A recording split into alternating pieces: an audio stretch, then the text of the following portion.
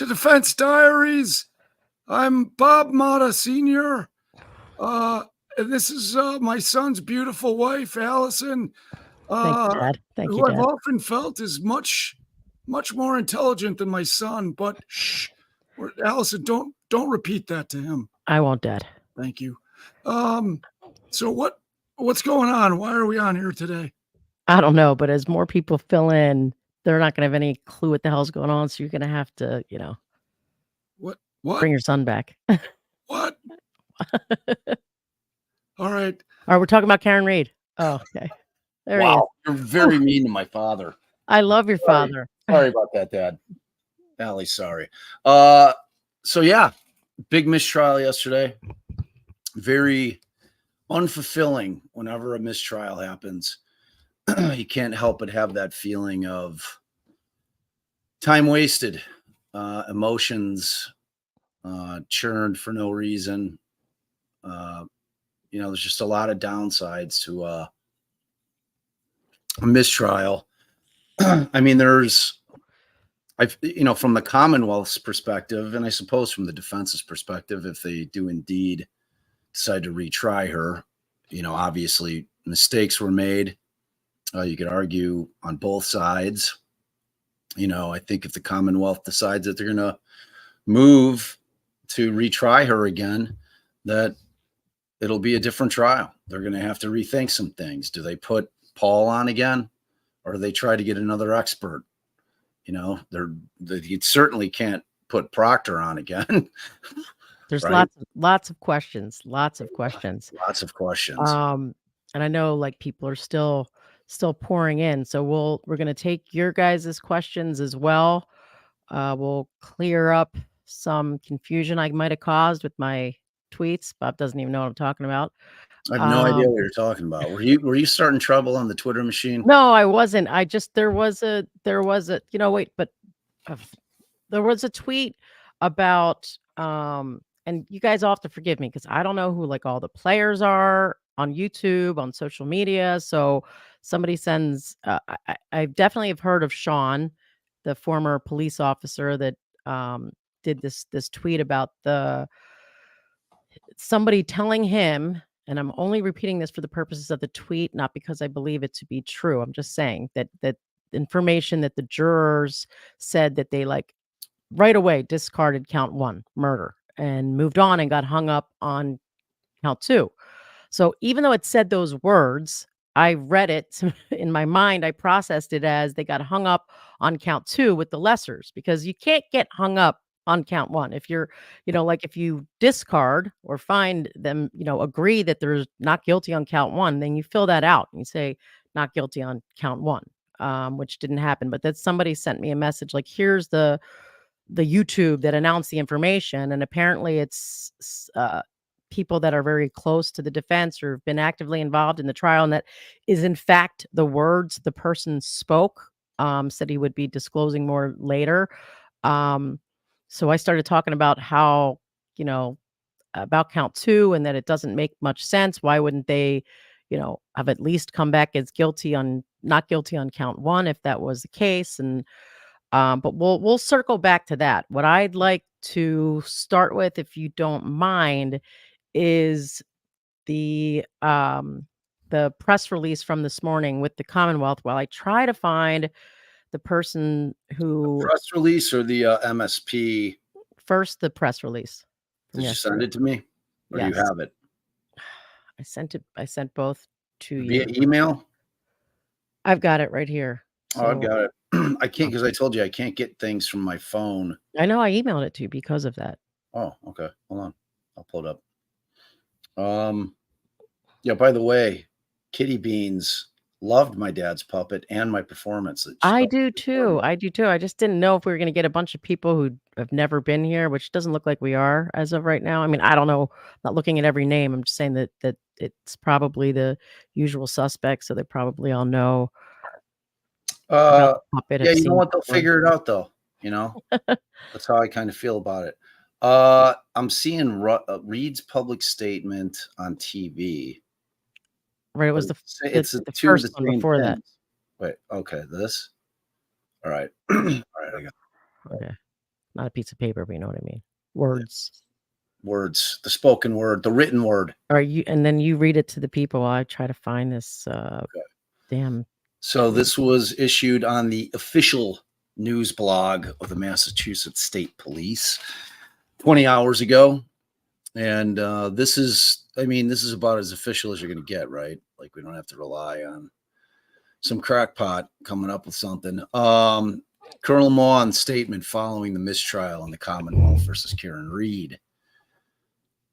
Quote, following the mistrial in the Commonwealth versus Karen Reed, the Massachusetts State Police would like to offer our condolences again to the family of Boston police officer John O'Keefe. We cannot imagine the way in which this result has heightened the O'Keefe's family's immeasurable grief, heartache, and sense of loss. John lived a life of honorable service both to the city of Boston and the children entrusted to his care after the unexpected death of his sister and brother-in-law. We will remember him. Upon learning of today's result, the department took immediate action to relieve Trooper Michael Proctor of duty Sorry. and formally transfer him out of Norfolk County District Attorney's Office State Police Detectives Unit. This follows our previous decision to open internal affairs investigation after information about serious misconduct emerged in testimony at trial. The investigation is ongoing. Our focus remains on delivering the highest level of police services with professionalism and integrity, end quote. Sure. Colonel Maughan. When the timing works for us and the Commonwealth. So then they followed up with a little bit of intel. Excuse me. The department has relieved Trooper Proctor of duty effective immediately. He will also be transferred from the detective unit assigned to the Norfolk County District Attorney's Office, effective July 7, 2024. The collective bargaining agreement requires a 5-day notice for any change of assignment, shift, functional role, etc. For this reason, the effective date of Trooper Proctor's transfer from the NCDAO is effective on the first possible day, Sunday, July 7th, unless otherwise agreed to by the parties. In any state police discipline process, the trooper is subject. What happened? I don't know. Who's messing with it? You? Nope. Must be dizzy. In any state police discipline process, the trooper is subject to a duty status hearing where they will be retained on full duty, placed on restricted duty, suspended with pay, or suspended without pay. So, all right. So I just want to note that I posted about this morning because, I take issue with the part where they're like, upon the information that came out during trial, the misconduct that was revealed during trial, when we all know that the Massachusetts State Police knew damn well every detail of those text messages long before trial. And it seems like they just didn't want to discipline him because they didn't want the defense to have to be able to point out that they were disciplined and, all of this. So I kind of put that post out there, like, this begs the questions, like, what was revealed? Because we all know you already knew all of this, well, no question. They didn't want to give them any kind of ammunition during trial. Exactly. And then Taryn Dusty, who's one of our viewers or listeners, depending, she might be both, she might watch the podcast. She asks Allie, if DA Morrissey knew this was coming after trial, would that be a Brady violation? And I gave her a gold star because I thought it was a very perceptive comment, because that's basically what we're saying, is like, they didn't want this to become Brady material. They didn't want it to be Giglio material. Giglio and Brady go hand in hand. It's, when you're dealing with bias of a police officer, and, the fact that they got disciplined over something would definitely fall into that. So I'm not doing it. So that's the issue, like, you didn't learn anything new unless they're going to come out and say, well, we found that it's his fault that the video was inverted, or, well, we didn't know that he, removed the ring camera. I mean, there's no sign of anything like that. There's nothing that they've said. Everything that they have said and put out there seems to be that they're talking about stuff they already knew. And with that, let's see what Colonel Maughan's Right, but statement before was. we jump to that, but you have to remember, none of this shit would have come to light but for the federal investigation. So that's the only reason. This is that whole thing. I don't know if you were on the live that I was talking about with this chicken or the egg proposition, where, I had long thoughts about how much they should dig into this third party culprit defense, not because it wasn't true but because, number one, it's a hard sell to get 12 people to buy into it. Okay. But, they didn't know at the time that they went with it. Like if you and I had gotten that file, right, and we started kind of reading through it, and I'm talking about the discovery, we probably would have come to the same conclusions that it seems like something's going on here. There's something weird. Like, did these injuries don't match up with a motor vehicle strike, pedestrian strike, whatever. But so the problem for the defense in this case is they had already laid it out there, and the world was on fire with this third party culprit shit. Like that, it was out there.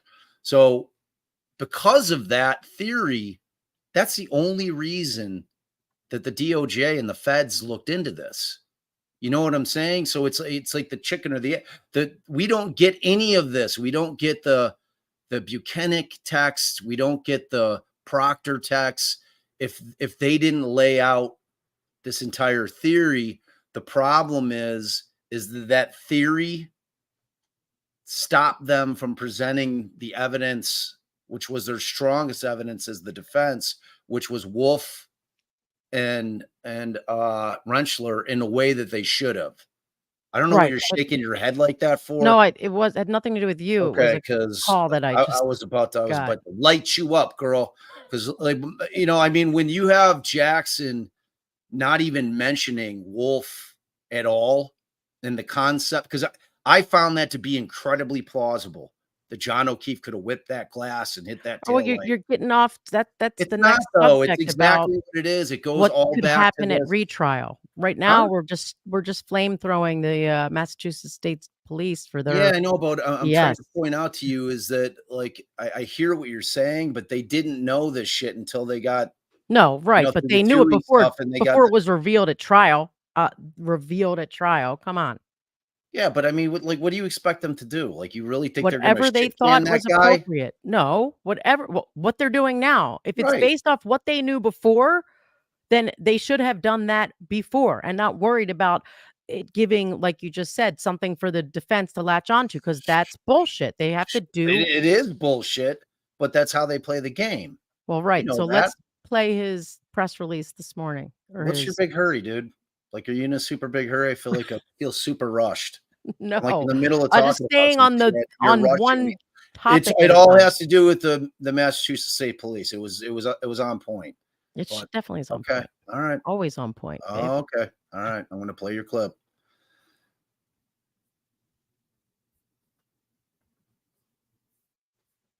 Here you go. Here's your clip. And then you pulled it off the screen.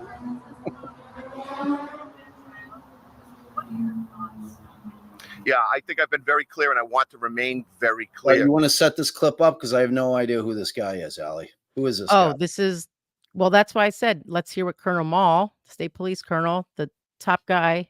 That's so the guy who penned that little press statement, that press release we just read. Okay, so this is him giving a little presser. Is this today? This is today, yeah. Okay. All right. Misconduct in any way, shape, or form of the Massachusetts State Police will not be tolerated. I think I've said that I condemn those comments in the strongest terms possible. They are not reflective of the Massachusetts State Police. That's not. They will not be tolerated in any way, shape, or form unless the timing is wrong. Go ahead. Okay. Not where we want to be as an organization. And I believe that we will certainly continue to monitor that, and as we are moving through the process of our internal affairs investigation. Taking any action against the supervisors? Again, due process. We are evaluating that, looking at it. We're going to continue to. Did you say something? Oh, that's what I don't know if you guys, if they could hear the question, but I could Turn hear your gain up a notch. I don't think it's quite up loud enough. Which I had cranked your. Well, actually, No, your other gain. Just make sure your gains, because you Is that sounded low is there. that different? It's better. I couldn't hear you over the clip. Oh, because I was trying to say it real soft because it was the question the woman asked, like, "Will you guys be doing anything to the supervisors?" I couldn't. Oh. I'm not sure if you guys could hear it. I could hear it in my head. I couldn't hear you, but I could hear the clip because I boosted the clip. It was a little low. Okay. All right. Investigate it. We have, as you know, initiated a internal affairs investigation early on in this process. Part of that is to monitor the case that was ongoing. We wanted to make sure we had all the information available to us through the trial process. I also want to point out that trial process currently is unresolved, and we have an open internal affairs investigation. So I'm not really in a place where I'm going to comment on that any further.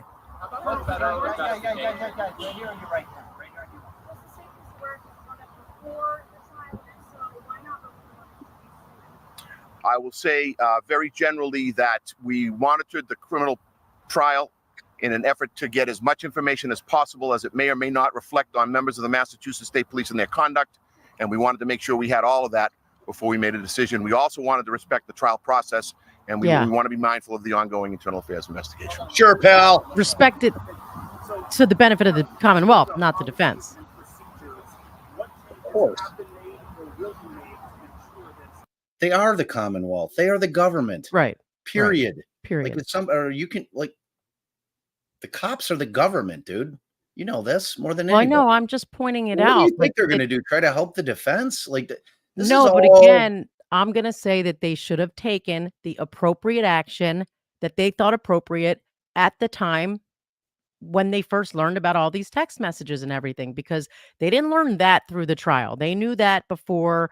I'm sure that they questioned them before about it. They interviewed whoever they needed to interview, all that stuff. They were not being surprised by something that came out during trial. So it just all goes to the fact that they literally didn't take action they deemed appropriate and intolerable until the trial was over, just so the defense couldn't put on what it sure as shit should have been able to put on, that your higher ups disciplined you for this. They've removed you, like there were ramifications for how outrageous your behavior was, for how bad the investigation was, for whatever the things are. 100%. Right. But you're not surprised that didn't, like, everyone agrees with you. Like that no one who's not an idiot doesn't think that this guy should have been shit canned the second that they found out about it. And just so we're clear, he has not been fired. When we were talking about yesterday, like I was telling you yesterday, cops have strong unions. It's not, you don't just fire cops. You have to go through the union, and exactly what you're seeing. They relieved him from his duty with the Norfolk District Attorney's Office as a detective there. They're going to transfer him to a different place. And he's going to have to go through a hearing in terms of what other type of discipline there's going to be. So, because I think people were getting the impression yesterday on Twitter that he was fired.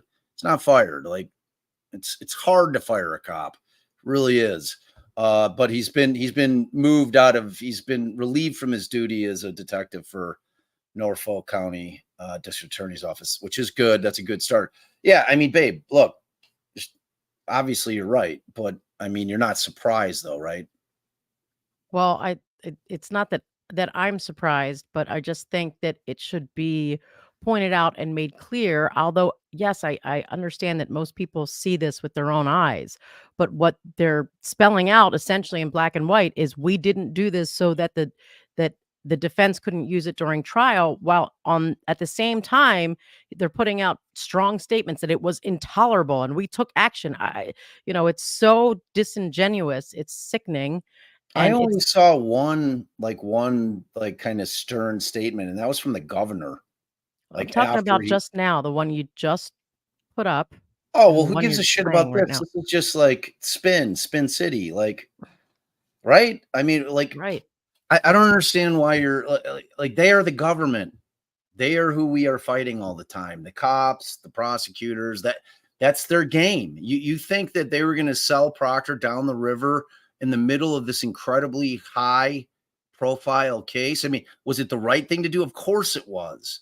Is it shady as shit that they didn't because they wanted to protect their case? Yes, it is. That's all we're saying. So let's finish listening. But I'm not surprised, I guess is what I'm saying. And I'm sure you're not surprised either, right? We're in Sturdy this pool. world every day. Sturdy right? pool. Sturdy pool. Yeah, we're going to continue to look at this, and we are hyper-focused on that right now. We have been in a process for the past 16 months of evaluating places for improvement. We are very mindful that there are always improvements to be made on the Massachusetts State Police. We have drilled down and concentrated our efforts on 6 general areas, all that are reflective of what we do on a daily basis and how we are perceived in the public eye. We want to continue to make sure that we can provide the services to the public that they demand and deserve. Those areas where we're concentrating most of our efforts now are, I could break them down and say that in no particular order, community trust, legitimacy, and engagement. Oh yeah, community Diversity. trust. Culture as a standalone issue for the Mass State Police, examining that both externally and internally. Training, Culture, leadership and how we wellness, treat women, and media and public relations. Those are the areas that we're focusing on, have been focusing on for the past 16 months. media and public relations, because we always fuck up.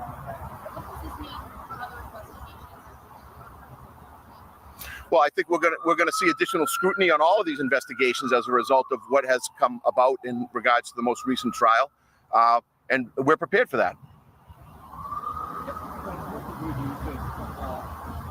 State police lacks public confidence, and what do you see as your ability to affect that?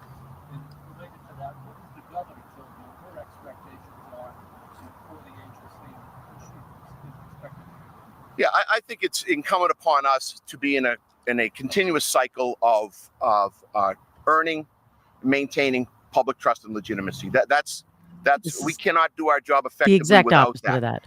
And we are hyper focused on being able to do that and conducting ourselves in a way that demonstrates that we can do that and that we are worthy of trust. And as we move forward in this organization, we will be mindful of that, and we will be making sure that we're all doing our very best to show the public that we can be what they need us to be. Have you been in touch with the feds and their investigation? I'm not in a position really to say anything about anybody else's investigation. I will tell you that we are still actively involved because there is a trial process ongoing, and we are certainly actively involved in the internal affairs process. How can you earn the public's trust when you just see like these scandal? Yeah, well, we have to take this head on. We have to be accountable to ourselves, to each other, to the residents and visitors to the Commonwealth. We have to look in the mirror. We have to be hyper focused on making sure that we are professional and that we are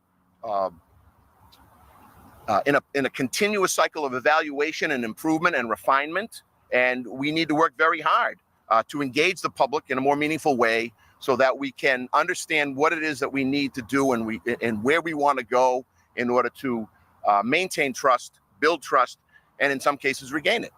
And I believe that those 6 fundamental areas that we're pushing forward are going to help us do that. I'm confident of it.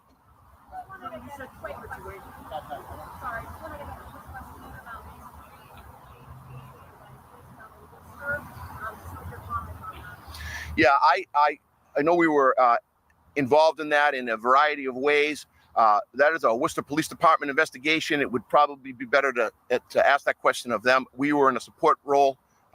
It's a role we find ourselves in frequently, resource provider and force multiplier for the Worcester Police Department.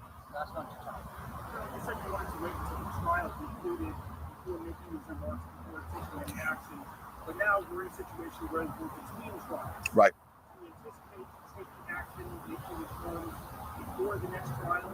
And will the action that you take against Michael Parker, if any, are you concerned that that could have an impact on the outcome of the next trial? Well, I think in regards to the action we took, yesterday, the important piece for us was to continuously monitor the trial, take the information provided during the pendency of that trial in-house in order to make the decisions that we made. We made the decisions we made yesterday based on things that we learned during the trial process and in other ways. I mean, and other ways. I can't speak to the impact that it may have moving forward. I know that for us as an organization, We wanted to make sure we took appropriate and decisive action when we had as much information that would allow us to do that, and we did. Thank you. Thank you, everyone. All right. Wow. So All right. all that being said, you know, that we're learning things through the trial, things revealed. I mean, he's giving out signs that it's something more to me than just the text messages. I venture to guess it might not be, but he's trying to hide behind that in one breath and, you know, make it about training and culture in the other breath. But he said things revealed, things learned through the court process and other places. So, you know, I don't know. To me, I think they should be investigating what was going on the other side of that Well, taillight and yeah. how I the mean, I think that it's all those things. I think it's clear that what came out through cross-examination, that, you know, aside from, like you said, aside from the text messages, which in and of themselves are repugnant, you know, I mean, and it's like, I wish we had Joe or Mike on with us, because I love getting like an actual cop's take of this shit, because like this wasn't an isolated thing that Proctor does in cases, you know. I mean, like, that's how he talks. Like, that's how he texts his buddies. That's the shit that he says. It's how he speaks to people, his pals, in reference to women and everything. That's who he is. You know what I mean? He never in a million fucking years thought that shit was going to be made public. So you're seeing the real Michael Proctor in those text messages. But to get to your other point, you know, I mean, the Massachusetts State Police has to understand at this point that they shit the bed completely with that investigation from bottom to top the whole way. It was a fucking joke. Like no one, he could not stand there and say that was the type of investigation that we're proud of. You know, we stand behind that investigation. You're never going to hear the words coming from his mouth to that respect. There's no way, because the thing was a joke. They didn't look into anything. And if they're being serious about looking into things, they surely, one thing they would have learned through the trial was that one officer said the video of the door ring video was there. He made a note about it, and Proctor's the only one who had his phone, and then somehow it disappears. So that should be something that they learned and was revealed, you know, through the trial. And let me see. Like we've gotten the so I had not heard this heavy metal. I don't know that that's true. I did not. I don't know what. Oh, I don't know because of when that that other started. case. Remember that case we were talking about that Cammie told me about? Birchmore? Let me see. Birchmore? I don't know if that's the one where there was a girl who they were, Sandra Birchmore was ruled a homicide versus a suicide. And if you don't know about the effed up Canton cop cover up, be ready to clutch your pearls when you look into it. This is my friend sending me this message. Canton PD's work is all about to be looked into. This poor girl was passed around by the cops since she was 15 and murdered because she was pregnant by one of them. I mean, is this what people are talking about? Because maybe they were being investigated. Birchmore, like that Birchmore thing is something. And a cop was the last to see her in her apartment 20 minutes. This is my friend from Boston telling me this. And when questioned, he said they fought and he left. She was found hanging from a doorknob. She believes that they at first said it was suicide, and it's been recently amended to homicide. So if that's what heavy metal is talking about, that they've been being investigated for some time. Well, the 3,500 pages that they got through the TUI has nothing to do with Birchmore. It was all relating to this case. So they were investigating this investigation. Right. Not There's that as well. Rodriguez charge, but the TUI, TOUHEY. So that, like, so when they got this stuff, the 3,500 pages, which is where we got Wolf, Rensselaer, the text messages, because they like, and I know you weren't following the case prior, but you know, Judge Bev had denied the defense's requests for the most part to getting the text messages of any of the people in that house. Now, Jen McCabe had turned her phone over voluntarily. You know, Brian Albert didn't, but eventually they fought and they were able to get a very limited amount of days of his text messaging. So, but way after the fact, where you're not going to be able to see what the messaging was itself, what the context of the message, what the text was. So, I mean, and again, it's that thing. Can you trust pleadings that lawyers are writing? I mean, we're supposed to be able to, right? But Lally, in his response, said that going through the entire investigation, that the feds landed on the fact that they didn't find any evidence. Now, this is coming from Lally's pleading, that that the feds didn't find any evidence of the cover-up, but can we trust that? I don't know. You know what I mean? So it's like someday those 3,500 pages will probably be released somewhere via FOIA. Like once this case is finally resolved, maybe, it's federal shit. It might be very tough to get our hands on, but whether or not that's true, because everyone wants to know what are they going to do? What are they going to do if Karen Reed had been acquitted? The question would have been, okay, well, who are they going after now? Like, are they going to go after the people in the house? Are they going to go after, the McCabe's and the Alberts? Are they going to go after them now? No one's going after anyone different. No you one's mean the going feds? after anyone different. No one. The feds are focused on what the cops did or didn't do. Right. I mean, not what it's really happened to. Yeah, they're not looking at the underlying case. And Natalie, thanks for the $10. What's the likelihood that Judge Bev allows Proctor to be called as a witness if another trial occurs? 80%? Maybe. I am too hopeful. No, there's definitely 100% chance if the defense calls Proctor, he is being called. There's no way that they can that he would not be called unless somebody chose not to call him.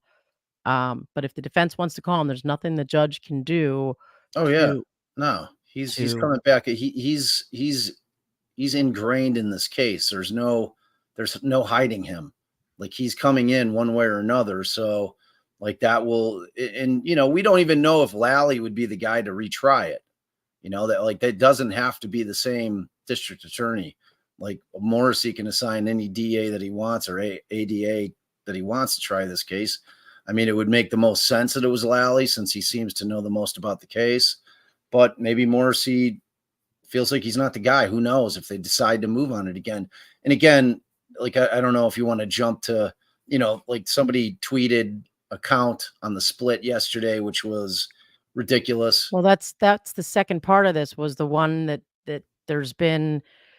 So Bob and I've been paying attention to different tweets today, so I don't think he even knows about the one about,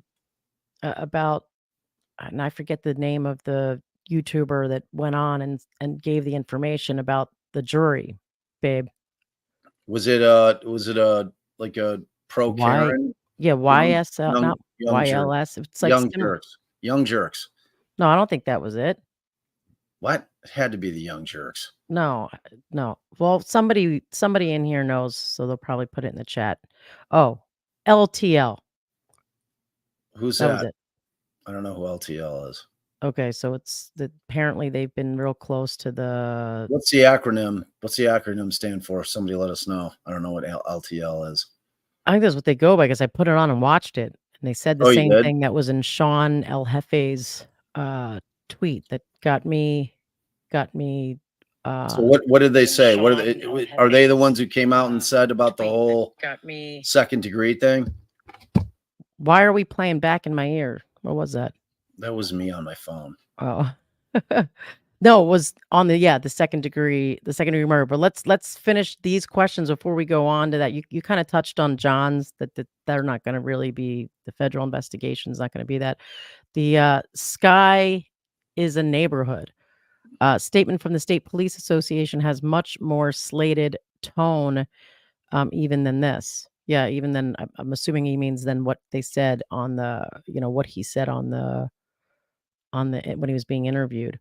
Yeah, I mean, this is Spin City, man. I mean, they're not gonna come out and, like, they're gonna give very political type statements where they don't, I mean, they're not gonna run over their guys. They're going to, I think slanted was what they meant to use. Right. But I mean, like Coco says, And tomorrow, everything goes back to shady business as usual. He practiced that speech all morning. And I mean, the problem really is for them is that now every case that Proctor has touched, the stink of this case is going to waft over there. I mean, like if you and I were in Boston and we got a Proctor case. Yeah, that'd be Giglio material that they have to turn over under Brady that goes to bias of the officer, that impeaches his credibility. And anything that impeaches an officer's credibility, can be used, is considered Brady material. More specifically, Giglio material, just another case that deals with something that goes directly to the credibility of the witness. So what I'm saying is beyond Giglio material is that every lawyer that has that guy on a case is going to really be looking much, much harder. Trying to find more Giglio material, find out whatever they can. Oh, you're saying and just look into everything he did with more of a fine-tooth comb, just waiting to catch him, Yes. Catch him dirty. Yeah. Yes. Very true. Very true. Yeah. And, Jen Del Rio, thank you very much. But usually they speak afterwards. I think this was just, they couldn't even bring themselves to talk, the prosecution. But so here's what they're saying, babe. They're saying that the jury was what was the word that he used? Maybe I have to look at the tweet now because it was the same language that what is it? LTL used in their. Hey, Pretzel Cat. I let Allie talk all the time and she interrupts me constantly. So relax, man. Like seriously. Jesus. All right. Let Pretzel Cat speak. Yeah. Okay. It's both our show. We both get to talk. If I don't pop in, then I won't get to talk ever. So, all right. So cute, babe. Yeah. It's something. If I can find it now.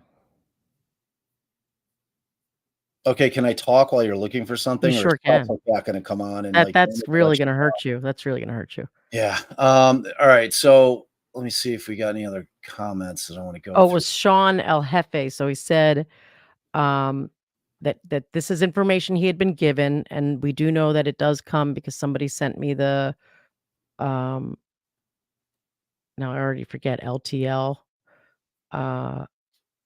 YouTube live. Oh, Let's Talk Live.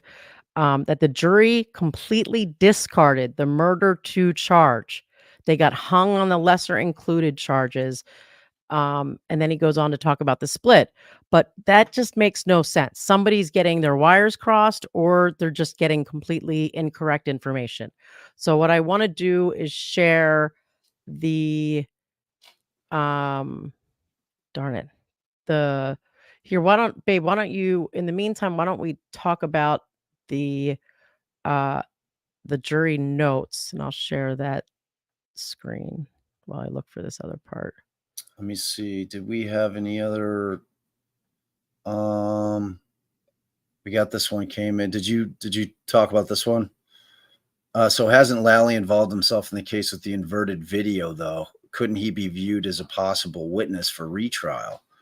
I mean, I would certainly think that we would be arguing that he could be called. I mean, because at the end of the day, that's going to be something that they're going to have the time now to dig into. It's like when they discover it like that. I think they discovered that during the course of trial that they had inverted the video. That wasn't something that they knew going. We don't know. We're going to have to find out because I was when they were doing the objections, and remember Karen turned around and mouthed something to the person behind them. Yeah. So I can't imagine that what they weren't talking about at the bar was the same thing she's mouthing to the public. And I say to the public, but to the person behind her, very clearly knowing that her mouth was facing the camera. She said it was backwards. Right. We could see it. We saw it. All right. So the first note. So you don't want to try to answer this question? What is it? I just read it. Hasn't Lally involved himself in a case with the inverted video, though? Couldn't he be viewed as a possible witness for retrial? That's why I was talking about that. And I forget who we were on with. if it was Joe Jackalow, if it was Jay, if it was the Never a Truer Word. But somebody was pointing out that I think it was Joe Jackalow, that Lally, his position, Jack Alone. Sorry, Joe. Jackalow. Hopefully he's not in Whenever here. you ever so hear we butcher this. his name. Mike's here though. Mike will tell him. Make sure you tell Mike that Jack Ali Alone. butchered Jackalone's name. Or you could call him Guacalone. That was a great nickname. Guacamole, I remember. Yeah. Joe Guacalone. That Lally just didn't know his evidence and he didn't know his shit and that it got past him. And I mean, that's obviously not a good look either way, but I'm assuming that's the argument he's going to be putting out there. Not that he knowingly put an inverted video and then asked about the right side of the Sally port when he knew the right side was the left side, you know. Yeah. But yeah, I think Lally's definitely got issues with that. And, you know, who knows if he'll be the maybe he'll be second chair on a Right. retrial, I mean, you that's know. what I was saying. That's what All I right, was so babe, read the All right. So these are the notes that came out, all right, when we started finding out that the jury was hung. So the first note is, Dear Judge Cannoni, I'm writing to inform you on behalf of the jury that despite our exhaustive review of the evidence and our diligent consideration of all disputed evidence, we have been unable to reach a unanimous verdict. Okay, so that's the first one. She does not give the Tui Rodriguez charge. meaning she did not decide that they had done their due and thoughtful deliberation. Right. Second hung. So Judge Cannoni, despite our commitment to the duty entrusted to us, we find ourselves deeply divided by fundamental differences in our opinions and state of mind. The divergence in our views are not rooted in a lack of understanding or effort, but deeply held convictions that each of us carry, ultimately leading to a point where consensus is unattainable. We recognize the weight of this admission and the implications it holds. It's heavy duty note, man. Heavy duty. Is that the one she said that she's never read a note like that? It's the third one. It is. No, I think you're right. Think it was it's the second one. And she said, I'm finding due and deliberate considerations. Yeah. Deliberations. So after the second one, she did give the TUI. All right. So she gave the charge, the dynamite charge. Said, which I wholeheartedly believe that could have very well, gotten everybody really, could have caused a lot of issues back there. We don't know. We'll have to wait to hear from the jury, but that's what's being said, at least at this point. I hope everybody took my advice and went and watched 12 Angry Men whenever I suggested you did it. I think it's what we found it for. It was airing somewhere. Like we didn't have to pay for it. I don't think we had to pay for it. It was like on Max or something or somewhere. It's great. You should watch it. Oh, your big, beautiful AI head is sticking, like covering that thing. Oh. That big mane of hair of yours. Lying. All right, I'll just read it. There you go. Judge Cannoni, despite our rigorous efforts, we continue to find ourselves at an impasse. Our perspective on the evidence is starkly divided. Some members of the jury firmly believe that the evidence surpasses the burden of proof establishing the elements of the charges beyond reasonable, probably said A, beyond a reasonable doubt. Conversely, others find the evidence fails to meet this standard and does not sufficiently establish the necessary elements of the charges. Plural again. The deep division is not due to a lack of effort or diligence, but rather a sincere adherence to our individual principles and moral convictions. To continue to deliberate would be futile and only serve to force us to compromise these deeply held beliefs. So when we take that and consider the possibility, okay, looking at all of these notes, that somehow this jury, who seems very thoughtful, very intelligent, that they are, really thinking everything out. The last thing I want to pull up, and of course, what I forgot to send myself while because I ended up being reading. So I'll do it right now. Sorry. It might be fastest if I text it to myself. What are you pulling up? Just each of the jury instructions. Okay. So, well, while you're pulling it up, so that last note obviously implies that it was more than a 11-1 split, because he used the word members, and He or I she. think that he or she, I thought I said they. You Did I said say or he or they? That I think that ultimately we're going to have to find out what the split is, because I think that, meaning the jurors, he's hoping the jurors will speak, and we need. well, yeah, so, I don't know how the Commonwealth puts out any kind of statement regarding anything about whether or not they're going to move forward on this case until they know what that split was. Because to me, you mean you're surprised they did? That's what you're saying, right? right? But I put that they were going to be doing. Oh, hold on, our daughter's home. I'm going to give her a hug. Cam's home.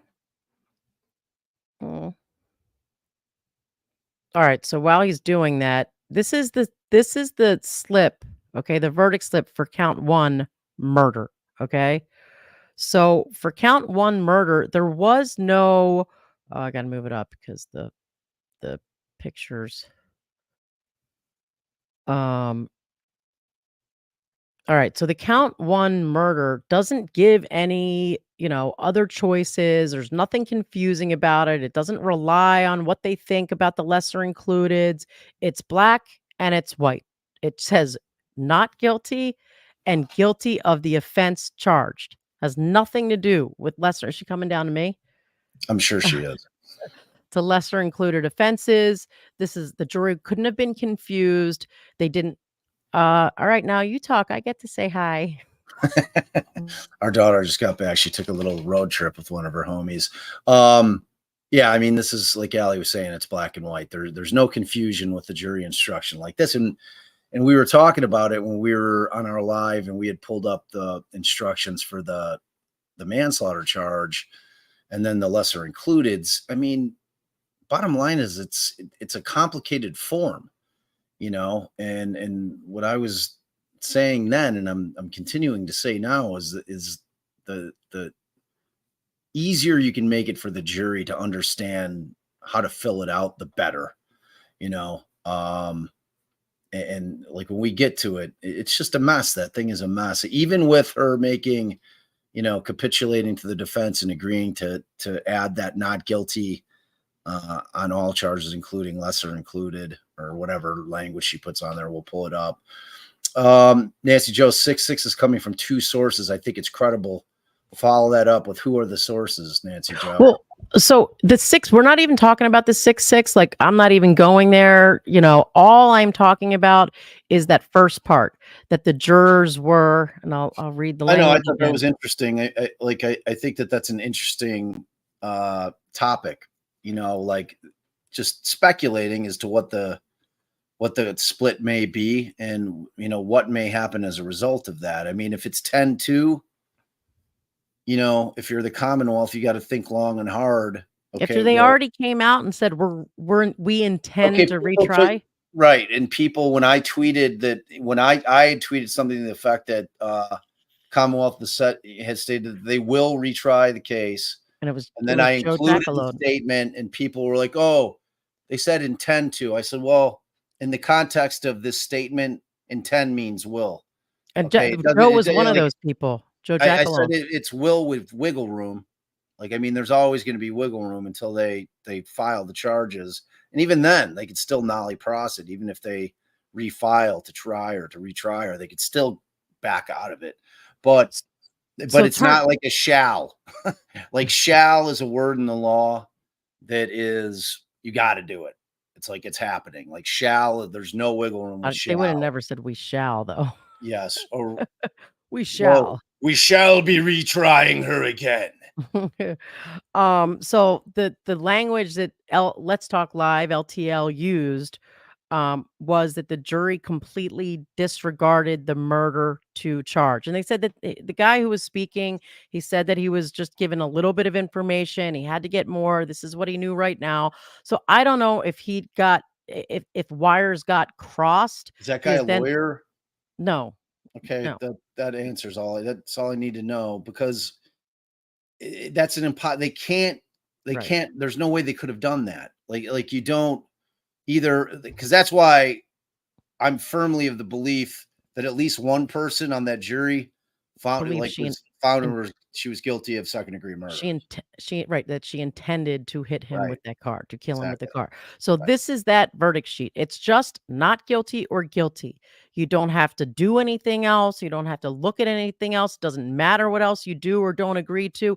The jurors, if they were in agreement on this charge, they would have answered guilty or not guilty. And if somehow I'm wrong and they were like, you know what, we thought we had to come to a verdict on each and every count, so we didn't fill out any of them, which again, based on the letters, that's why we started with their notes. Based on their notes, they were very thoughtful. A mistake like that is not slipping by. So we have to assume for the time being that they did not agree on murder in the second, on this first offense, or they would have filled out that verdict sheet. Then you have their second verdict sheet. Okay. This is the verdict sheet for the second offense. That's where there could be issues. That's where they could be confused. That's where it could be, well, Where's that at? Where's the extra language they added? I don't have the final one, but what it says next to not guilty on the actual verdict slip that the jurors had was not guilty of the offense charged or any lesser included offense. So in that case, they could not check off line 1 if they were hung on the lesser included offenses. And I think because we went over in our live, and hopefully, most of you were here, but we went thoroughly through the whole that Massachusetts rejected the acquittal first method, the method that requires the jury to first find the defendant. I'm sorry, to first find that the state failed to reach their burden on the offense charged and then move through each of the lesser includeds. Now, as you recall, after I told you all that, we went back and we listened to Judge Canoni's supplemental instructions to the jury to see what did she tell them about the order she should do this in. And her instructions very much followed an acquittal first format. She said, first, if you find you must find that the state did not reach their burden, and then you proceed in descending order to the lesser included offenses. So I did do some more research, and the case law said that that's appropriate before deliberations. So it's appropriate for the initial charge to outline it that way, as though it's you've got to do this first. But then, and remember in the case that I was reading, the one, and it's Commonwealth versus Figaro that I still have up, and that was the one that was that first degree murder with second degree as the lesser included. The jury sent a note out, and it said, "Are we considered hung if we cannot reach a unanimous decision on first degree?" And the Supreme Court said that the judge should not have said, "Yeah, that makes you hung." She should have said, "No, if you can't agree on the first, move on to the lesser includeds." So it begs the question in this situation for count 2, when and if how, when, and, would the judge ever make that inquiry as to, well, did you move on? And I think if we would have seen the jury come back with a not guilty on count 1, then that issue would have been in play, because then you'd need to know, well, could they have agreed on the lesser includeds? But since it's clear that somebody believed that she actually hit them with the car, you could never get to you could never get to being even like a not guilty on manslaughter if you can't get to not guilty on count one. So it kind of wasn't an issue. And then when you move on to the third count, it's also just, not guilty or guilty. So based on that and the jury, any reports about them being, deciding right away that she's not guilty on murder in the second, this slip would have been filled out. And then the jury would have been reporting back that they remain hung on all the counts except the first.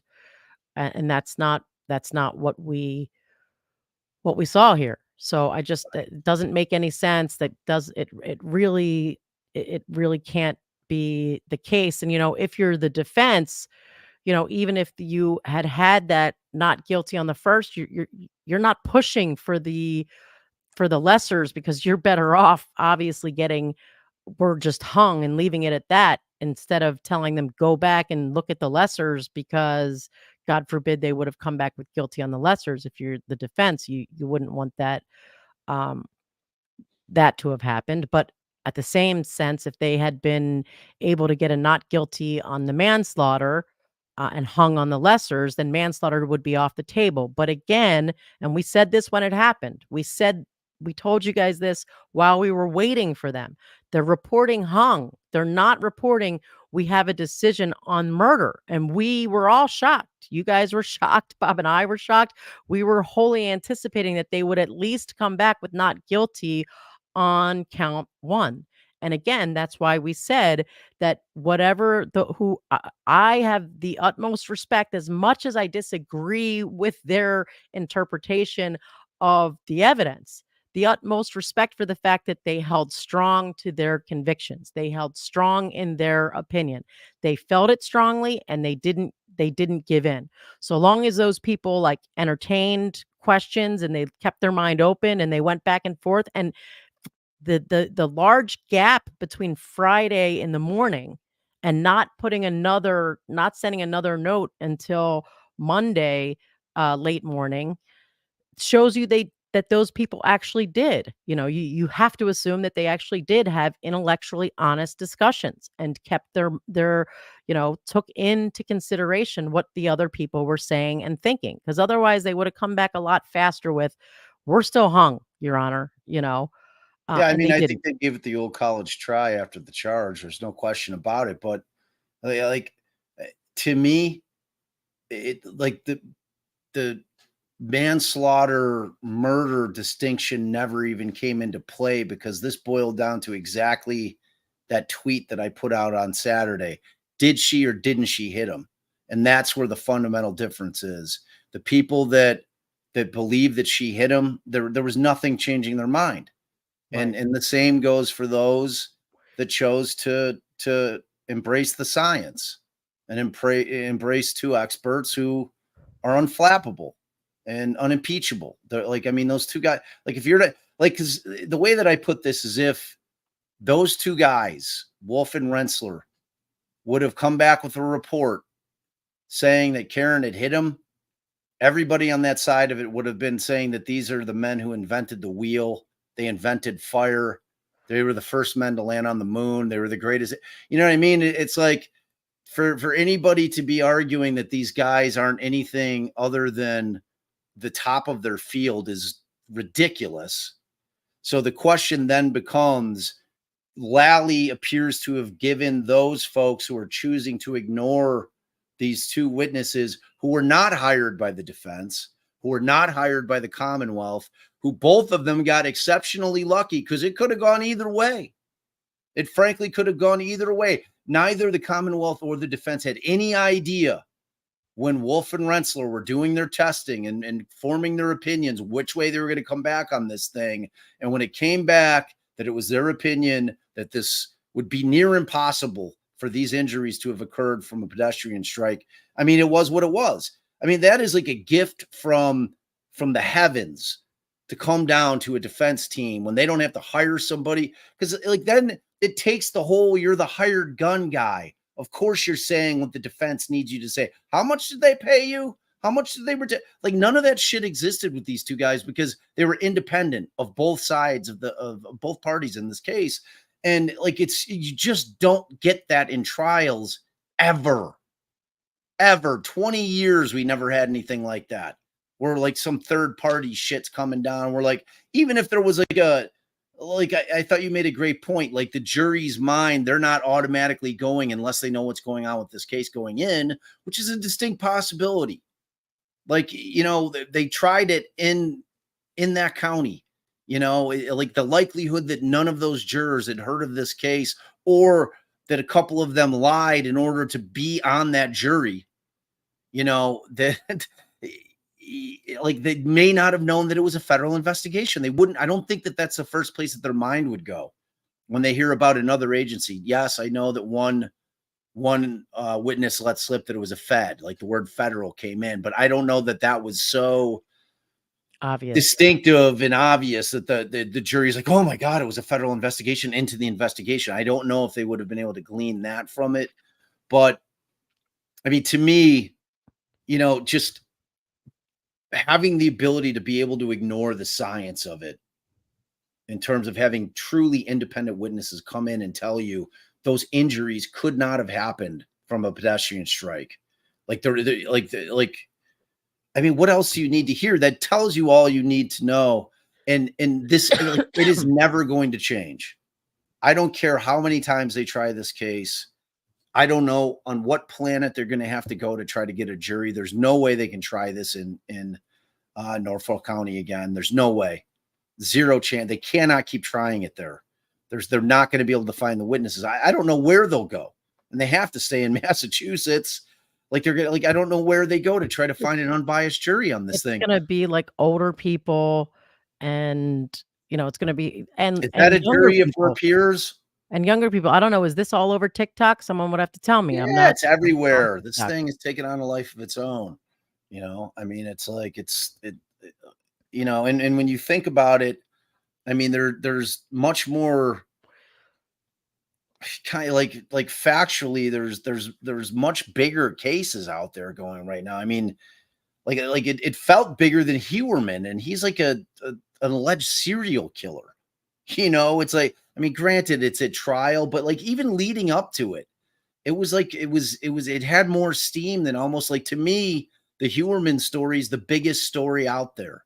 I mean, this guy is like a monster, in which I don't even know if we've scratched the surface of how hideous this guy could have been in terms of how many victims he might have. I mean, this thing is like, that Hewerman thing is something else, man. But this case, it had all the things. It had all the things that make trials that turn out to be a big deal, because it makes for great TV and makes for interesting watching. It had all those elements in it, including the element of a whodunit. And the thing is with this case is that I fear that the poor O'Keefe family is never going to get an answer on this thing.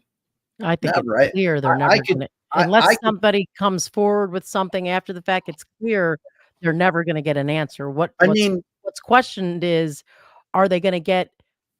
Could there be a conviction that to the rest of us doesn't give an answer, but I think to them would give an answer? There was all this talk going into this that, like, the father believes in Karen, he's going to testify on her favor. I mean, none of that stuff panned out, And the O'Keefe family made a very huge statement at closing, at the time of closing, when they brought in the McCabe's and the Alberts. That tells you right there what the O'Keefe family is thinking. Right. Yeah, because that kind of shit is all planned out ahead of time. Like, we always tell our clients, like, at certain hearings, like at bond hearings, we're always, Allison's like, bring as much family. We need to show that you have a lot of support in the community and that you have a strong family, and that you need to be out there. And we do the same thing at trial. Like, we'd say, we need you to have people in there, because it makes a statement. It makes a statement to the jury. If it's a bench trial, it makes a statement to the judge. Even if for sentencing, you want to, the judge to see that the person has people. You're trying to humanize it. But yeah, I agree. I mean, obviously that wasn't happenstance, especially with the limited amount of seats they have in that particular courtroom. That was orchestrated in order to show support. That was a big move. And I don't know if it's so much that they believe them as much as they wanted the conviction. You know what I'm saying? Like, which leads me to the question, if I'm Yannetti and Jackson, I am dying to talk to these jurors. I'm dying because the first question I'm going to ask is, did the concept of a third party culprit, did that hit home at all? Or did that impede on our case? Because I have very strong feelings about it. And it has nothing to do with whether or not I think something happened in that house. I'm talking about winning a trial. I'm talking about trial strategy in lieu of the fact that they knew that they had Wolf and Rensselaer. They knew it. They knew they had him. And Alan Jackson was not able to use those two witnesses, those two incredible witnesses, to their full potential. Because of the defense theory. Because of the defense theory. And I think, we've said it throughout this, that whatever I saw in a pretrial conference and pretrial hearing, Yannetti say that they were told early on that someone had inside information that Colin and Brian Albert beat him up, and like the whole story about what happened in the basement and then dragged him out. So I think that they honestly believe that story to be true, and that is why they focused on it so heavily to the exclusion of everything else. That's what they believe happened. But what we have to do as lawyers is we have to put out what the evidence suggests, and they did not do enough about that. And I think on retrial, I would say if that people would be suggesting to the Commonwealth that they don't even go on murder first, that they just don't there was, I mean, but then you have me saying there was nothing to prove that, yet it seems, at least so far, unless and until a juror comes forward and says otherwise, that they literally misunderstood the jury instructions, that like you said, at least one or more jurors, and probably some based on that letter, even felt that she committed second degree murder, that she intended to kill him by hitting him with that car.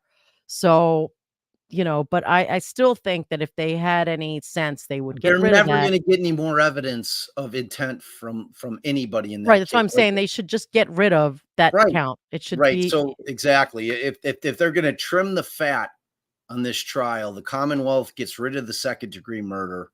They just go in straight on the manslaughter with OUI. And if I'm the defense, like, I'm abandoning the third party culprit. I'm sorry. I just am. It's like they have enough with those two I'm guys. Still doing some of it, just not in the same way. Which way?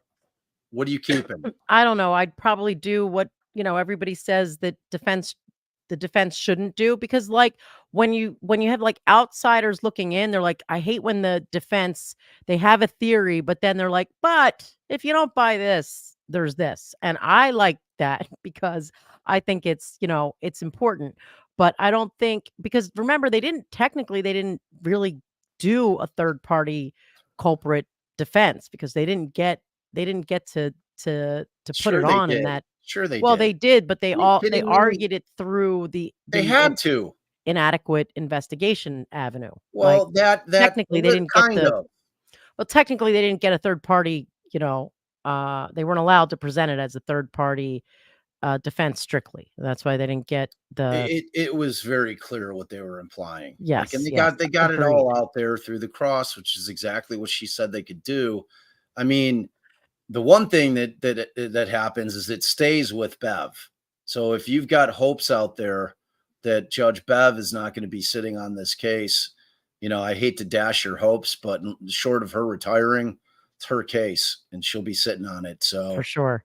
And Cat Toes, the murder of John O'Keefe is not a federal offense. Can you explain? Because I've explained it no less than 50 times, because people go to different channels, and God bless them. I love them.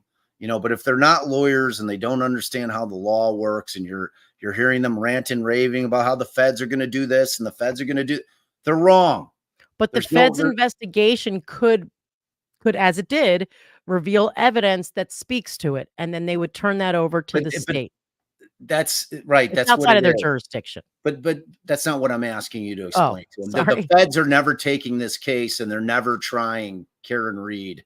Like No. they're never taking this thing over. No, it's not not the underlying case. The only thing that they're going to do is what they did, which is investigate the investigation, because that's got federal implications. The jurisdictional aspect of federal court is very specific. Okay, there has to be federal criminal statutes that were violated in order for the feds to bring it to federal court. I mean, that's how it works. One question I have is, what do you think about whether, because my understanding, at least I think, I'm not 100% sure actually now that I say it, but I thought they asked for a special Yeah, I think we watched the hearing. They asked them to assign a special prosecutor to recuse the Norfolk District Attorney's Office, which I thought then and surely think now Judge Cannoni should have done. And I agree. wonder if she will revisit that on retrial, because so much more came out. So much more. Even everything from the inverted video. But there's the inverted video, there's the ring camera. I mean, and there's missing discovery that allegedly gets turned over by Ring, as far as the logs that weren't there. And I'm sure a bunch of other stuff that I can't think of right now. But you've got this should not have been prosecuted through the Canton District Attorney's Office. And I don't know if it's too late. I don't think it should be too late for her to revisit that. And maybe she revisits it. It gets a special prosecutor assigned, and that special prosecutor decides he's not trying the case. That would be the first thing I'd be pushing for as the defense, would be for a special prosecutor to be. Well, that's where that inverted video could come into play in terms of creating a conflict by arguing that Lally is now a material witness in the case. Yeah, let's go because back to he injected that in there. And so that's because you typically, if you're trying to get a special prosecutor and you're trying to have the prosecuting office that's currently handling it removed and have a special prosecutor appointed, I mean, you typically need a conflict of some kind. Right. So Sky is a neighborhood. I didn't fully process the second part of your question. And yeah, like Bob's saying, you're absolutely right. And that right there, as Bob just said, could be the basis, an additional basis to get the Norfolk County District Attorney's Office removed from this and a special prosecutor assigned. It is definitely a very strong reason, because you're right. He should be a witness. He should be a witness to have to get on there and explain how he let that get in the first time. And he can say, well, because I'm a fool and I didn't even notice it, or, but again, there could be stuff we don't know. Cause like I said, I really think he did. I thought that's what they were talking about on the sidebar. Just soon we will have to find that out. Hopefully we'll find that out. Well, whether or not Lally intentionally put it up there. I mean, right. Like when it came out, because he was using with Buchanan, I mean, like right. that was like who he had up there, and neither of them talked about it, and it's like, you could see it plain as day when you're looking at it, that the 4 was backwards and that the Canton Cruiser's, police car or whatever writing was on the back of the trunk was all backwards, right? You could tell, like, I noticed it right away, but I didn't think of it in the sense of that they had done it intentionally. You know what I mean? Like, I just thought maybe that's how that camera is. So, but when they obviously had camera, they had footage of the Sally Port that was normal. So they were able to compare and contrast the differences between the videos, and if it turns out that Lally knew and intentionally did it, the question is what does it hide? Like, what does the inverted video hide? Like, you're seeing the same thing, just it's just flipped. You know what I'm saying? if it's not inverted, we're not seeing like Proctor by the taillight still, like when it's in its Right, normal but like you fashion. said, it took away if everyone had bought that as being the right, not being inverted, nobody's even questioning what the hell are you guys all doing over there. But that's what I'm Was saying. your Even point when you initially. saw, like, I forget who put up, a couple of people put up Truth and Show. Lana did a, like, I think she flipped it. Lana was able to flip it, and like you still don't see, like, it doesn't flip it so that I'm seeing Proctor by the tail light. You know Correct, what I'm saying? it's still hard Well, to he's see. in the same position in the video, except he's on the other side. It's like backwards. So he's Right. still in the same spot. Like, you know what I'm saying? It's Right, like, but your point initially was, to me, when we talked about this, was like, well, then they're not even though questioning you. Like, what the hell are you doing over there? I can't. What are you guys all hovering over there for? right. Because they think it's the other side, so no one's even asking, what are you doing over there? Right. I guess that's it. All right. So Carrie Ann, $5 hollow. They could use crash studies and lead into, quote, so if the crash didn't happen, what did? And opine that it was the Alberts and Proctor, et cetera, as a possibility. I mean, they could do that. I mean, hear me out. Hear me out. This is my whole thing, because I know there's tons of people out there that are just adamant that John went into the house and took a beat down, and they dragged him out and they just left him to die. And I'm not saying that didn't happen. What I am only talking about winning this case. And I'm telling you that is a very hard sell for 12 people. Like, that's the problem with a jury, is all it takes is one. And that sell, if you guys can't tell just from being out on social media, the people that think that theory is ridiculous think it's ridiculous to the core of their being, and nothing is going to ever change it. That's the problem with that thing. That, like, you have to remove yourself from the passion of it, and like, oh my God, like if you want Karen Reed acquitted, I think that the best approach is you abandon the third party thing, because you have stronger evidence that he was not struck by the vehicle, that is not then clouded by that whole theory, because that's where you're putting the people who think that she hit him. That, like, what they're really thinking is not that she didn't hit him or did hit him, but that those people in the house didn't do shit to him. Like, that's where their head's at, which then leads That's what them we to, need to okay, know. so That's what we we need to don't know. we don't think that he was beaten in that house. We think that's other bullshit. We don't think that there's any way that 10 people are going to be able to keep this secret, and we don't think that they got the cops involved. It's crazy. It's a crazy theory, and you're never going to get me to believe it. I'm never going to And if believe that. that's the two So sides everyone was let me on. finish, and then you can talk. And then please, like, no, I forgot it. Man, dude. If that's the two sides people are on. No, you're saying, like, if that's the two I things know that what they I was gave them. saying, and I was saying it, and then you, like, jumped in, I know man. It's when you like, do that to me, I lose it.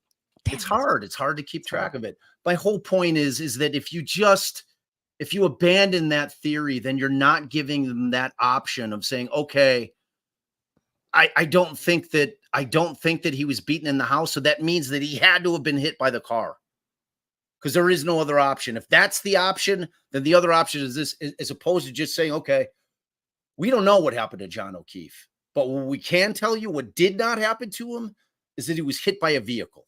And this Right. is who we're going to give you to prove it.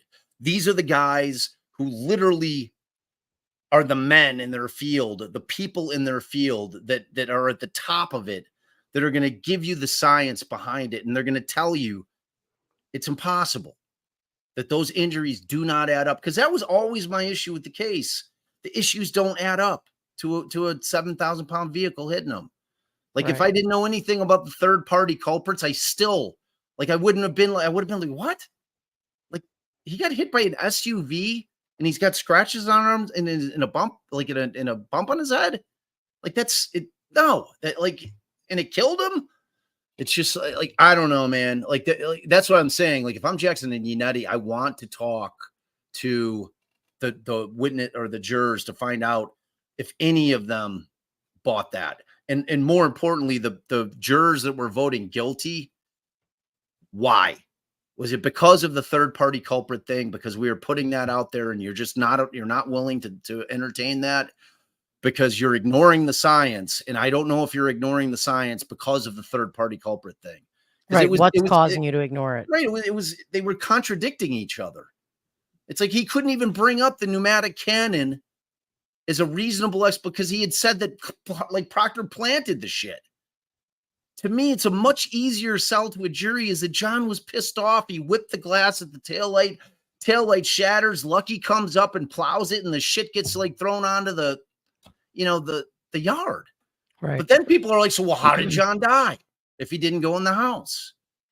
And I just think like people dismissing and laughing about my slip and fall shit are crazy. It's just as plausible as him going I have into to the say house though, with the inverted video and what was going on in that Sally port and the missing video, I still think that they have to argue that she could have planted all of that there. I think that they have two possible options. And I think that the real problem wasn't that they put all that in. It was that they didn't ever argue just the other reasonable doubt. I just think they need to not focus it to the extent that they did, but not take it out altogether because the corruption, the police, the police hiding things, people not seeing it, this one not seeing it, that one not seeing it. It's only cracked. I mean, all that I felt was very compelling that it was only cracked, afterwards. I do And too. I'm going to say this, I don't think that the FBI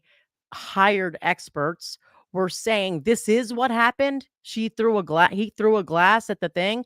They were saying the only thing that we can come up with of how anything involving John O'Keefe and his glass had anything to do with the damage to that taillight was if he had thrown it at her, but not that explains what happened because none of that is consistent with the glass that was there, with the pieces that were there.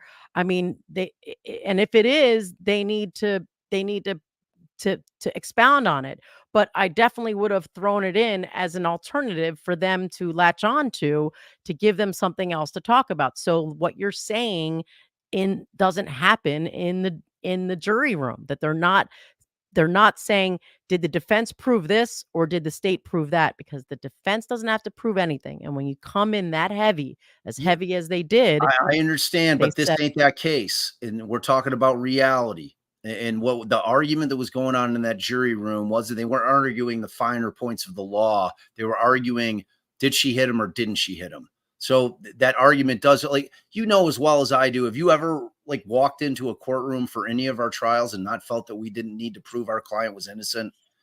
It's like, I know what the burden is, but then there's reality. Okay. And you and I both know what the reality of that situation is. And so do Alan Jackson. And so do David Yannetti.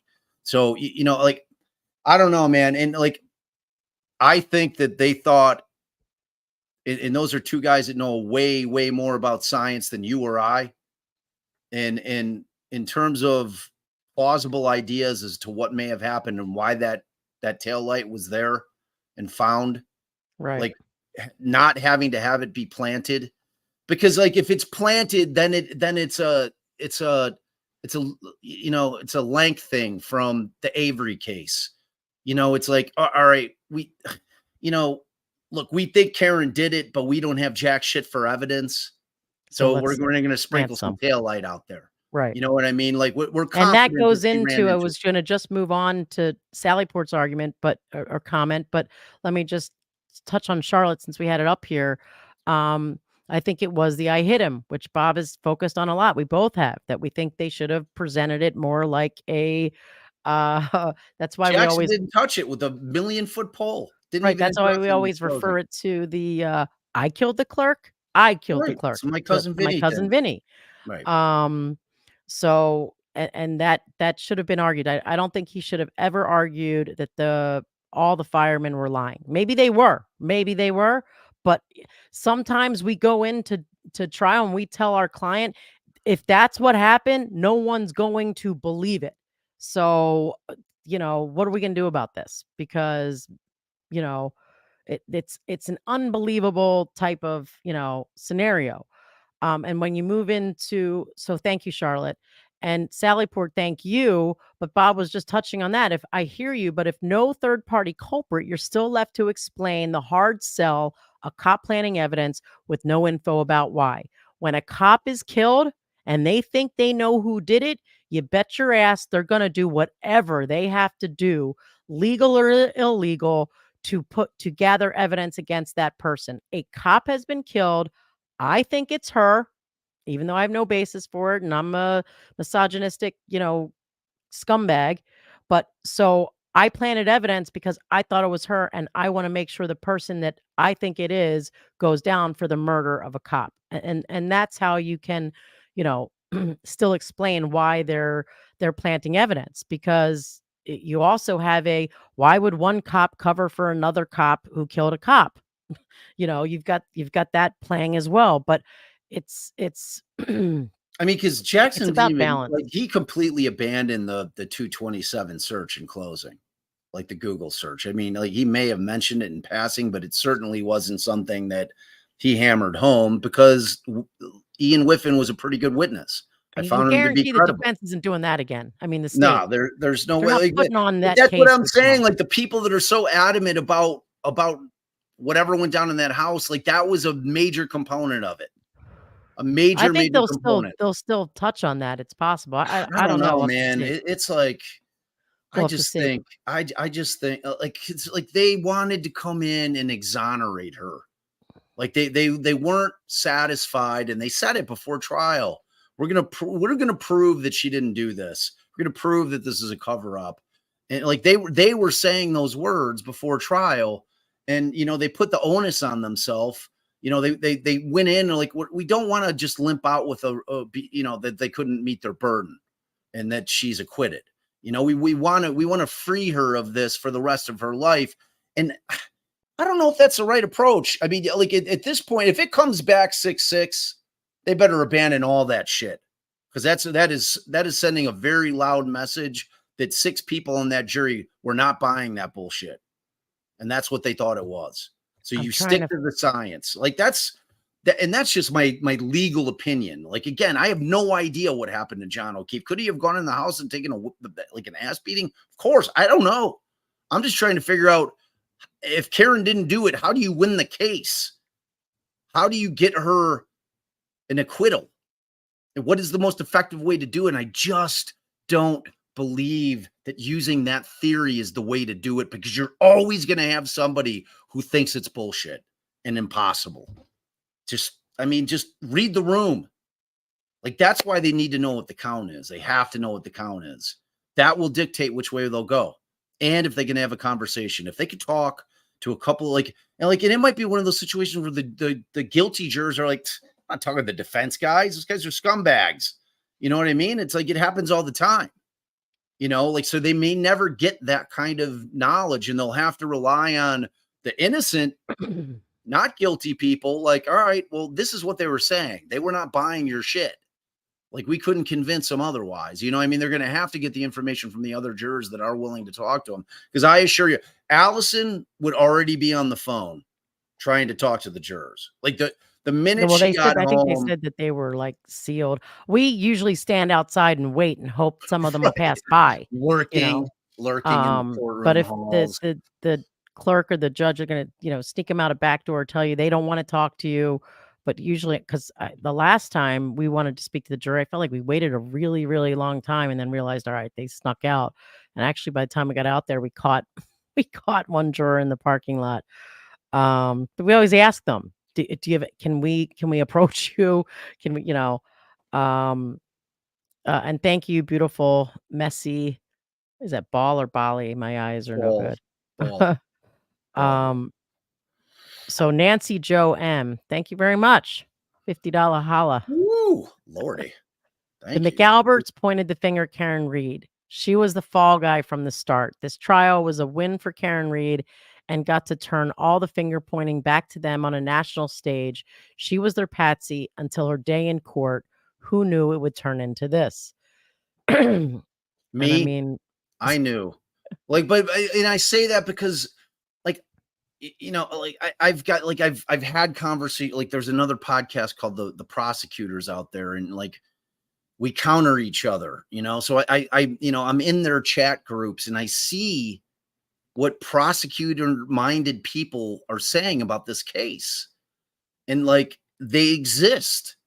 There are people that don't think that Karen Reed is innocent, and those people hate the conspiracy theory.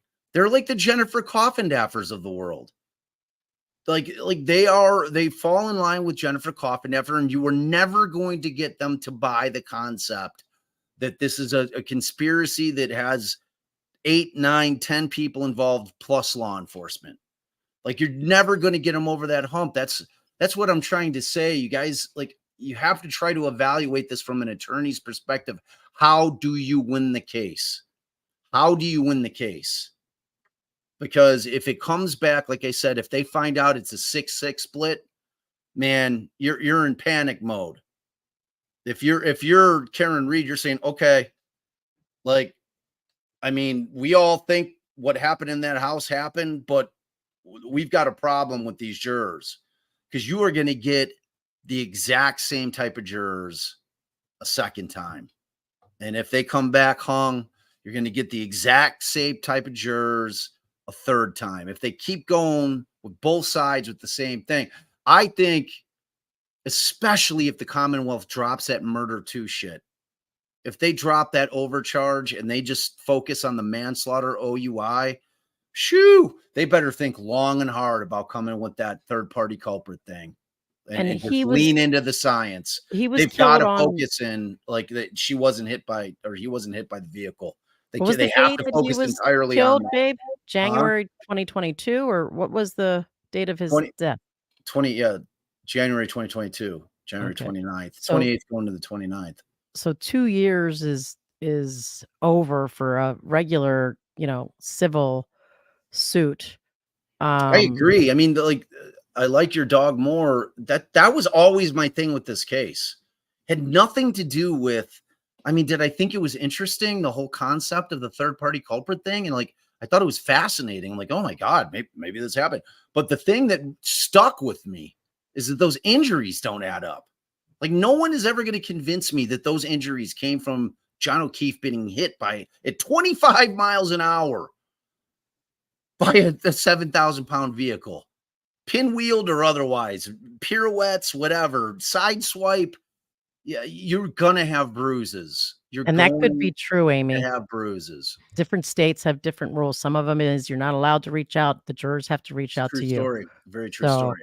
And then Natasha asked, do we know what the split was? We don't. We hear that people are putting out there. What we were covering was the fact that they're given the jury instruction, the verdict sheet for count 1, the murder in the second degree count. It just said guilty or not guilty. It wasn't dependent on another count. It didn't even involve thinking about any lesser includeds. And Bob and I just don't believe, given that this was a very thoughtful jury, especially with the way that they worded their jury notes, that they somehow were confused and thought they shouldn't check off not guilty if they agreed overall that on murder it was definitely a not guilty, which is what has been thrown out there by some people. But we don't know what the count is. We don't know if anyone who's putting out count information or split information is accurate or not. Our only comment is, under the law, the position that the jurors are explaining that they, you know, very quickly set aside the possibility of murder is inconsistent with what happened in that courtroom and with the verdict sheets, because the first degree murder stood alone on its own verdict sheet and just said guilty or not guilty. And had they agreed on that, we just think they would have checked that off. It sounds like there are some people out there saying they've got some insider information on that split. Maybe they'll present it more clearly, and you'll hear about it. I want receipts. Like, it's got to be somebody that knows a juror. Like that's the only way we're gonna know. Like, if somebody's like, yeah, like, this juror's my best friend and she told me, then I'm like, okay, that's pretty reliable. Dr. Vonda K, $20 holla. Hi to the goats. Aw, thanks, Dr. Vonda. We appreciate you. Shiraz with 10 DD podcast memberships. Thank you so much. Always give you're amazing. We appreciate you so much. All right, we're did you here. do Kylie? Did you No, do Kylie's? that's where we're at. Okay, let me do it. Okay, you were redoing ones I did, so I was trying to I get know, you. but I didn't like you did it when I didn't acknowledge it. Like you're throwing them up there. Like, let me just handle these things. You just be smart. Let me handle like the stupid shit. Not that this is stupid, but like, the mundane stuff. Like you handle all the brainy things. Kylie H, $5. Can't go with the glass shattered light because testimony of it not being destroyed until after Canton PD. There's so many details that have no explanation. I agree. Bob and I have a slight disagreement on this. Right, so we're talking about who's that guy? Who's the cop? Who's the cop who walked up in the driveway? He's the one. Cracked. He's the one. It was cracked. And so did the I thought the tow truck driver. I can't remember though, but I know for sure that cop. We heard of like a phone call on like Twitter. Somebody posted it somewhere. It was a phone call of the tow truck driver because we were like, are they going to call that guy? Because he's like, I walked around. I didn't see. I thought he wasn't damaged at all. I just don't remember what he said. No, they did not. No one called him. But what do you think about what Kylie's saying? I don't know. That's why I think it needs a combination of both. I've seen the video of. We've all seen the video of her driving out of John's garage, and with red lights on a video, it bleeds over. It's like people acting like they can clearly, definitively see that thing is not shattered more than people are making it out to be. I don't know. Like you see the picture where it's parked and you see that the driver's side taillight, which is intact, doesn't have snow on it. Right. And it looks like the cavity has snow in it. I said, I don't know. That's why I'm going with the science, guys, because I can't tell from all the evidence that we've seen. I watched every part of the trial. I'm like, no one's going to convince me of anything other than me hearing and seeing with my own eyes. Like, I'm the only one who can convince me of shit other than Allison. Allison can convince me of things. But like with that, I don't know. Like, again, I'm just trying to think of how you were going to end up. I'm not that mad about it, babe. I just don't like, I don't know how they're going to win if they keep going with that theory, because you're just going to have jurors that are not going to believe it. They need a little bit of both, I think. And they just they should have done it different in the closing, and they just should less focus like what? on like, what are you picking and choosing? Just like we've been saying, like they say, like, look, it's reason. This is not, we don't have a burden when you're back there. It's not a question of, did we prove to you that McCabe did this search? Did we, and you don't have to buy all of that. If you have any questions at all, if you're back there tossing around other possibilities. Imagine a trial, if you will, my darling, that the McAlberts the McCabe's and the Alberts are not called. That none of the people in that house are called, or if they are called, they're only asked. Like, they wouldn't even And Carrie Ann's comment. If they're abandoning here, I'll get to it. If they're abandoning the third party culprit thing, then theoretically they're not calling anybody in that house. So I want you don't abandon it. I want you to imagine a trial in which they're just putting on this. The Commonwealth is just putting on the case that they put on after their pre-Buttle case. Okay, so it's their shithead Trooper Paul, their Emmy, who is undetermined as to cause of death and could not say that he was struck by a motor vehicle, and that's basically their whole person case. Rebuilding the taillight and the CERT team. Okay, and then that's their case. Okay, so and then all the defense puts on are Wolf and Rensselaer. No, hell no. They need that inverted video. They need the fact that the video's black from the other side. Then you slipped into the whole. That's what I'm saying. I think you need some of it. You have those two guys who are wasn't enough now. It's because of the third. You missed my entire point that I went get on it. I see it's because of the point. But yes, Carrie Ann's comment. I disagree. Carrie Ann, could have been a fight. It could have been a fall. That's exactly what their ME said, which is reasonable doubt. Then Right. fine. Then you say it could have been a fight. Maybe he was in there. Maybe he went in the house. Maybe they came out. Maybe he slipped and fell. Maybe it happened on the side of the house. They pulled him Maybe he out slipped later. and fell. Maybe he threw his glass. He slipped and fell. Lucky came through, plowed. The taillight did smash. I mean, if you're not fighting on the taillight being smashed and still being intact, then the pneumatic cannon works perfectly.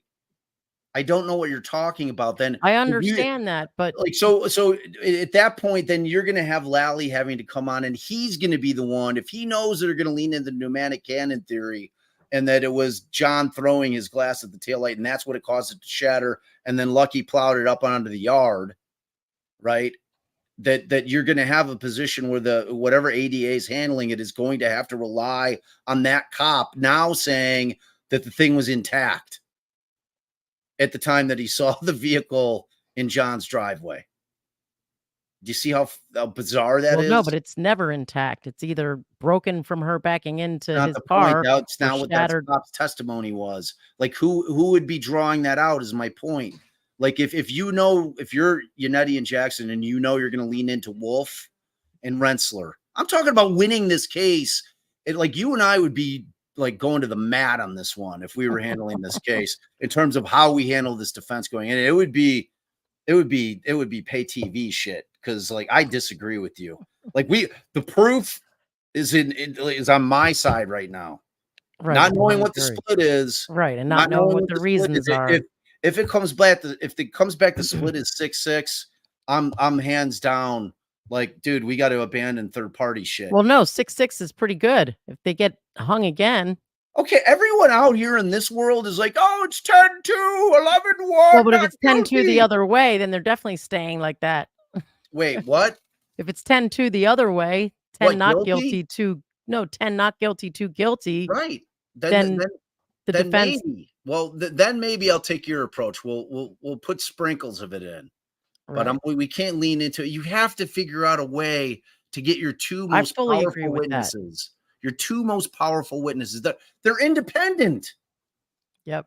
Like we would pay millions of dollars to have independent witnesses just drop into a case like that for us that are supporting our position that John O'Keefe wasn't hit by a vehicle. Yes. I mean, thank Mustang Sally.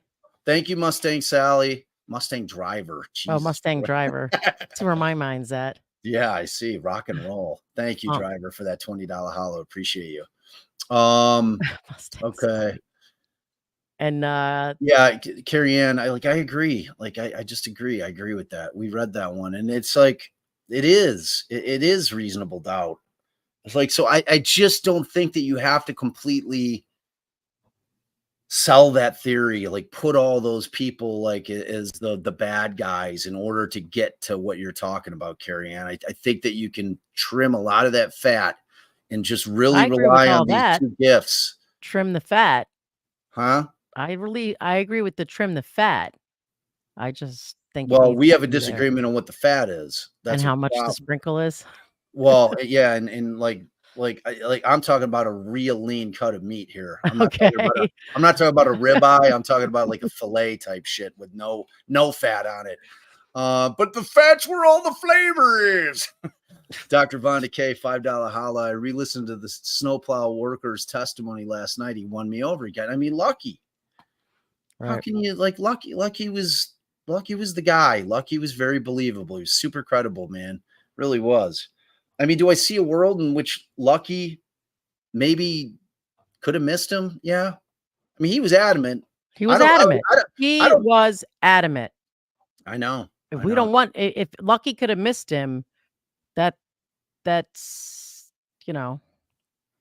Yeah. Defense Afton, I'm going to miss the Bob objections. Me too. You'll get him somewhere.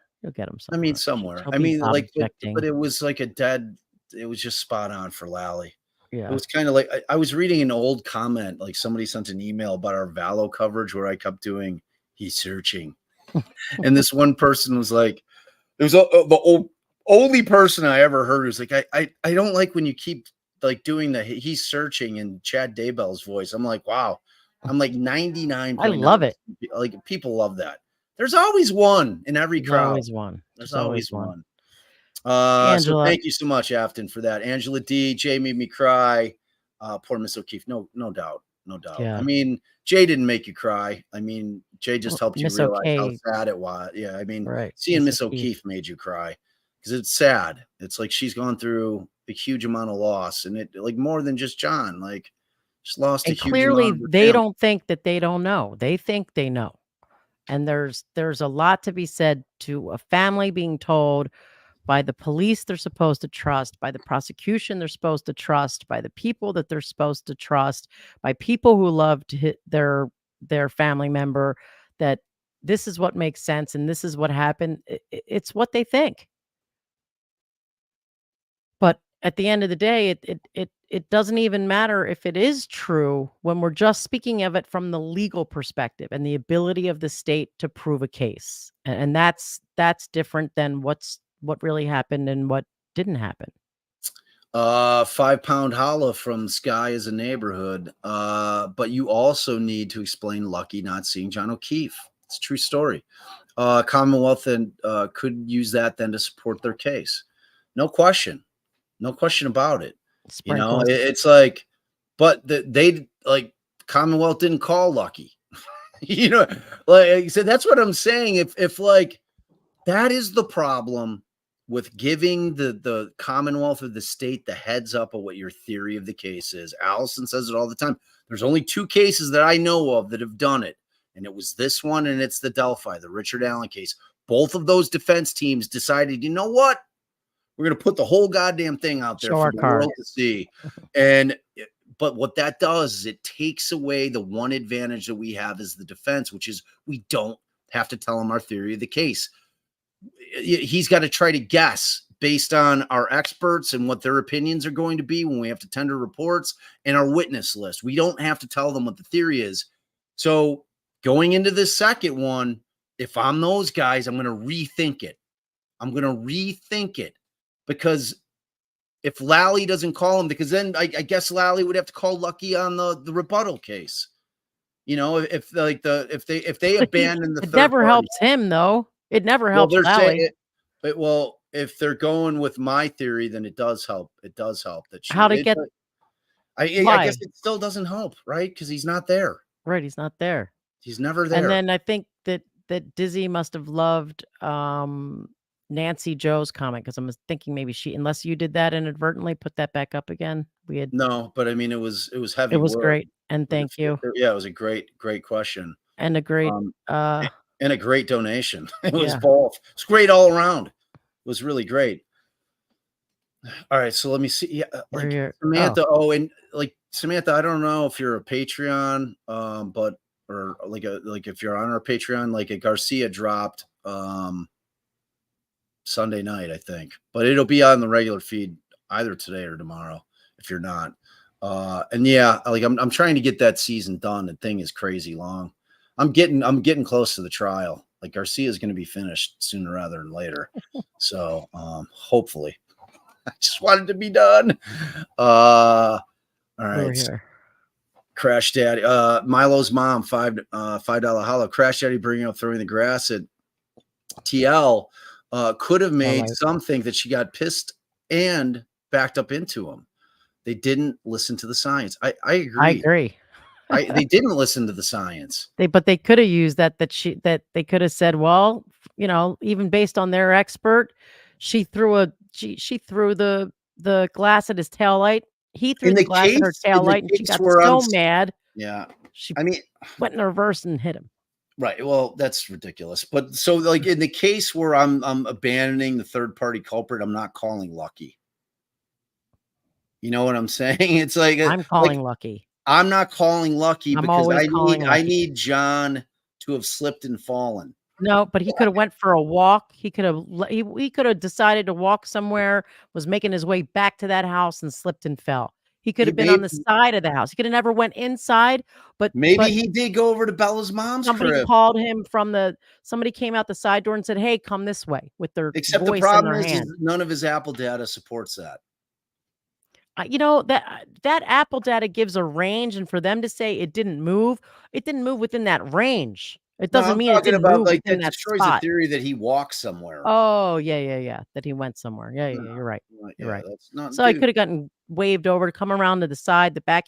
This all could have went down, yeah, see, going that's what in I'm through saying. that Lucky's bulkhead. fucking up the whole most reasonable theory of all, which is that he slipped, cracked his head. I'm talking both feet out from underneath you. You're drunk. Both feet come out from underneath When he you. throws the damn thing, You slam your head. he What? throws the thing at the thing. Oh and yeah, he it loses his balance while he's That's throwing it. that glass. Like he throws it so hard, like it was like one of my like high school fights when I hit this kid. I was like standing on a curb, and I went to go punch this kid, and I swung hard and I fell, and I fell to the ground, and that's when like 8 guys were like pummeling the shit out of me. I was defending the honor of my high school girlfriend, just so you know. Like we went into a party and they started rapping about her, and like I had to call this guy out. And like a gentleman, I didn't start a fight in the like this kid's like a parent's like apartment. There's like 90 high school kids in there, like in this super small apartment. And we walk in with my crew and they start rapping about her. I'm like, go right up to the dude. I'm like, dude, we gotta go outside. We gotta have a talk. But thanks, Milo's mom. Appreciate Yeah, it. you're amazing. Regina Phalange. We all know she didn't hit him. Critical thinking was not used. It was a preconceived notions, shoddy evidence, and all the witness lied about nada. I agree, but like here's the deal. Like I'm asking people. What throws me off is Regina's next comment. I believe in Trooper Paul. I guess that's a joke. Right. That's got to be Right. tongue in cheek. I'm assuming based on the $5 holla. Right. I'm going to assume the $2 holla was in jest. But like that's what I'm trying to say. We have to be focusing on how do you win the case? How do you win the case?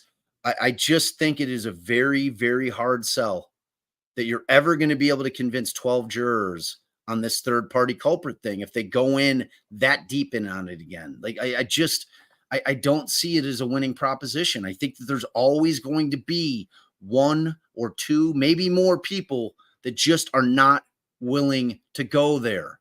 We live in this country. Think about the people you know. Think about your friends. Just go online. It's not going to work. You're never going to get 12 people that are going to buy that theory completely. I'm sorry.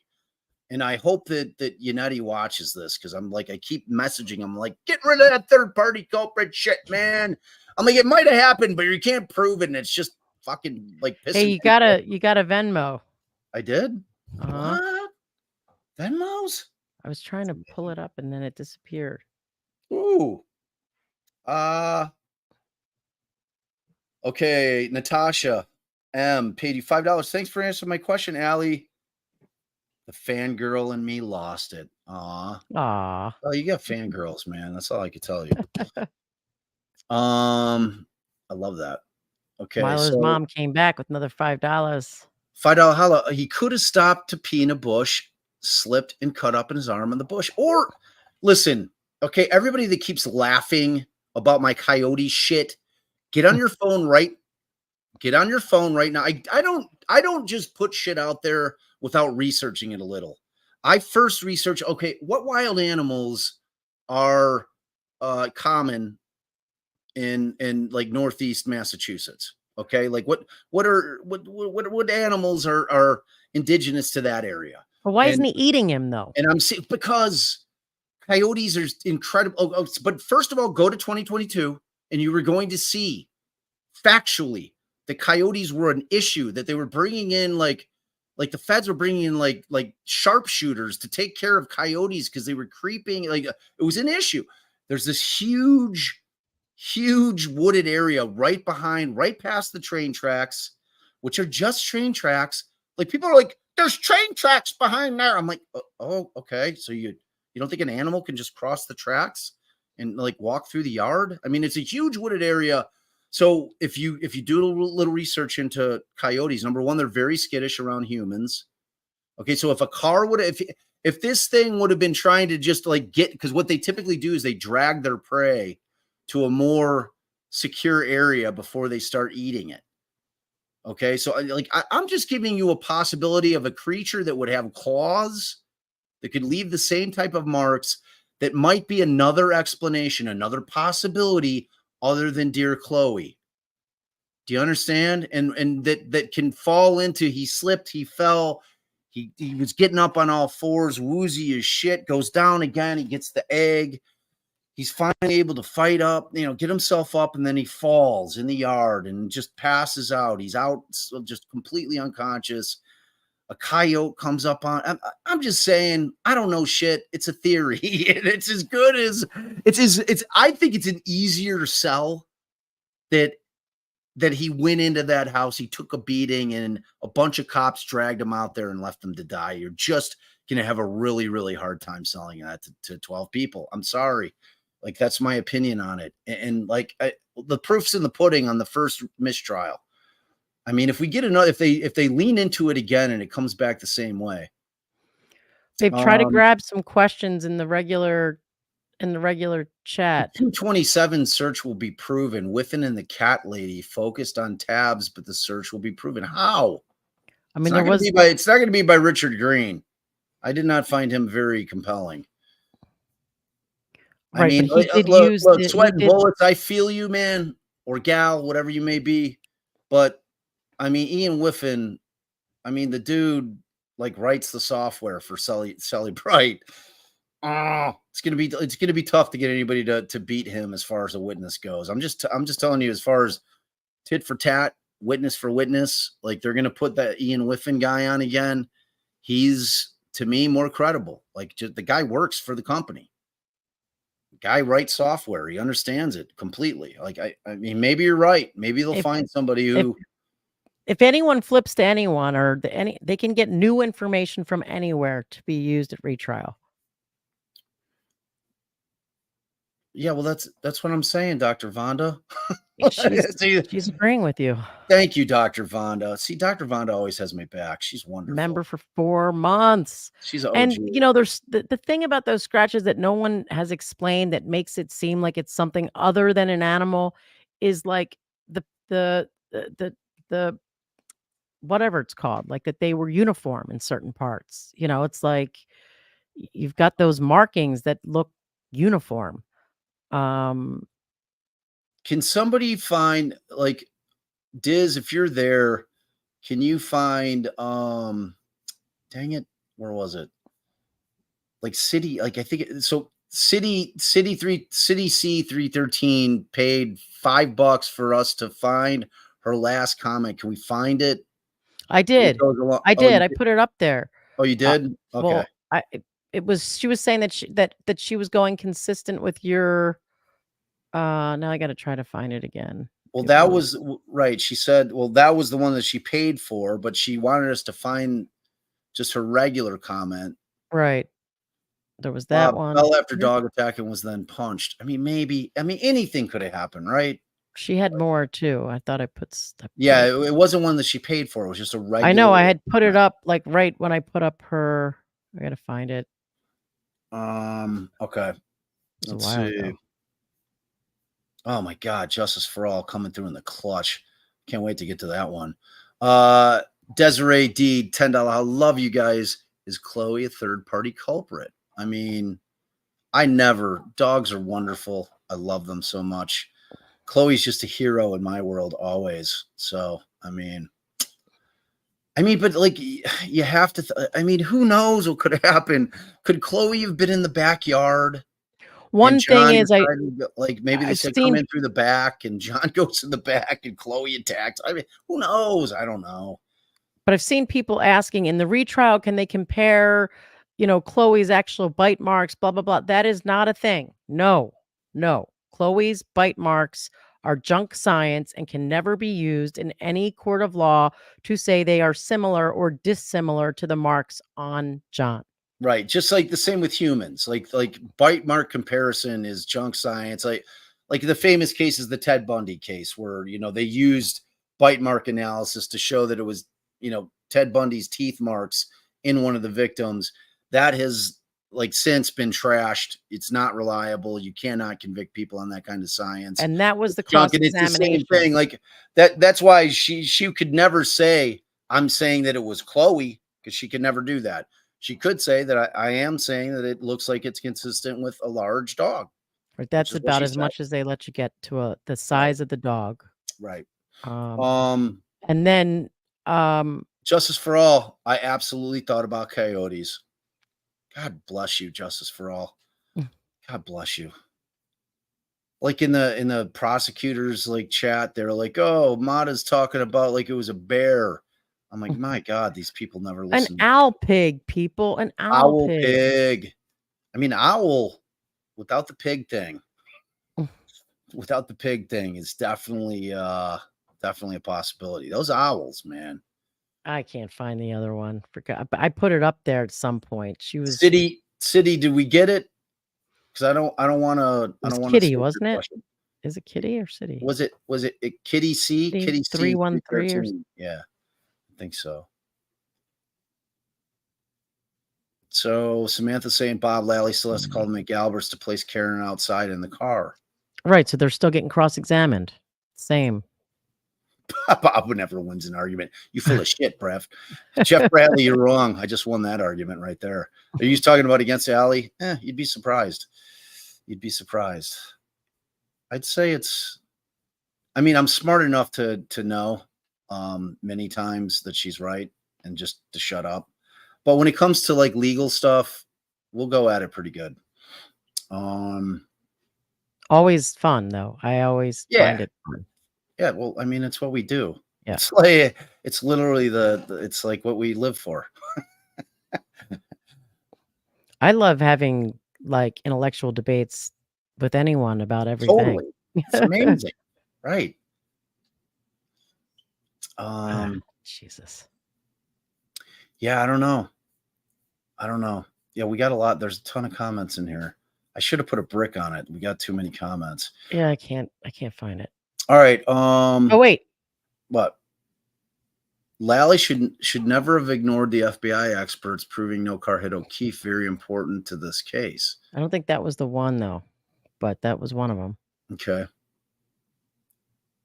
And you agree with that? Wait, that Lally should never have ignored the FBI experts proving no hit? Yeah. He just pretended they didn't prove it. He didn't find a counter expert. He just pretended that didn't exist. Well, his counter expert was Trooper Paul. Oh, he should have saved it for rebuttal then. Put Trooper Paul on and then call an actual expert in rebuttal. Can you imagine Trooper Paul coming right after Rensselaer? No, that's what I said. An actual expert. An actual expert. Do I, Jenny Jen? Do I seem hangry, babe? I don't think so. Nah. I don't think so. There I'm was passionate another guy. one. I put it up there at some point. There was a different one that was more. I feel bad. I feel bad. No, I put it up. Can you see if we missed it? I apologize 1,000 times over. All right. So final thoughts, babe. Final thoughts. Yes, bobcats are also another option. I looked at those as well. It was bobcats, coyotes. Were two of the more plausible, but like the whole thing with the coyotes is they drag their prey to a more secure area before they start eating, and then if Lucky's rolling by in the Franken truck, man, that thing's like off. It's gone. It's bolting. Are you kidding me? Okay. Yeah, but Miku, like people keep saying that John O'Keefe didn't die as soon as he fell on the snow. Miku, like he might have lived for hours, so like that doesn't. Right, but he was. I reject that, Miku. Oh, right, I see what you're saying. Boxer fractures. He also had boxers fractures, like from being hit. I think. I don't know. Wait, are you talking about in the eyes? Mm-hmm. I did explain that. Like he hits the back of his head. That gives the raccoons like that. That's clear. The raccoon, if that's, and then the egg. I'm telling you, if like think about if you slipped on both of your feet come out from underneath you, right? Okay, you're not like sitting up and standing up if you're woozy as shit. You're gonna get to all fours. You're gonna sit up and then you're gonna lean over. And you're gonna try to get over to all fours. And you're gonna push yourself up with your arms to try to stand up. What I'm Is he talking suggesting, about the fractures of from the I don't know. CPR? Miku's been fighting me on the slip of, like, Miku really wants the beating in the house to be the thing. Like, Miku's like We adamant. don't, we don't know. No idea. Uh, I have no. All I'm talking about is trying to win this goddamn case, and like I don't think that this is the approach. I think it's too hard for people to digest. It just is. I mean, like, because as soon as I heard the Higgins text, I'm like me personally, I'm like, oh my god, that explains it all. Like, that's why John went in hot. Like that, John saw this, like he saw the last text from Karen's driving. He's got his ways up. He's using his ways. See, now you're back on board with the scattering, with the sprinkling. I mean, but like, we did. We were like, what? The point I'm trying to make is I'm not saying that I don't think that isn't a distinct possibility of that happening. What I'm saying is I don't think that that's how you win this case. They're two different things. Their case in terms of what happened or didn't happen in that house is never getting any stronger.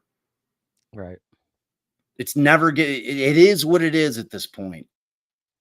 I mean, can maybe they make some, like, a couple of more points a little more cogently, maybe, but the evidence in terms of what they have is what it is. So I don't know.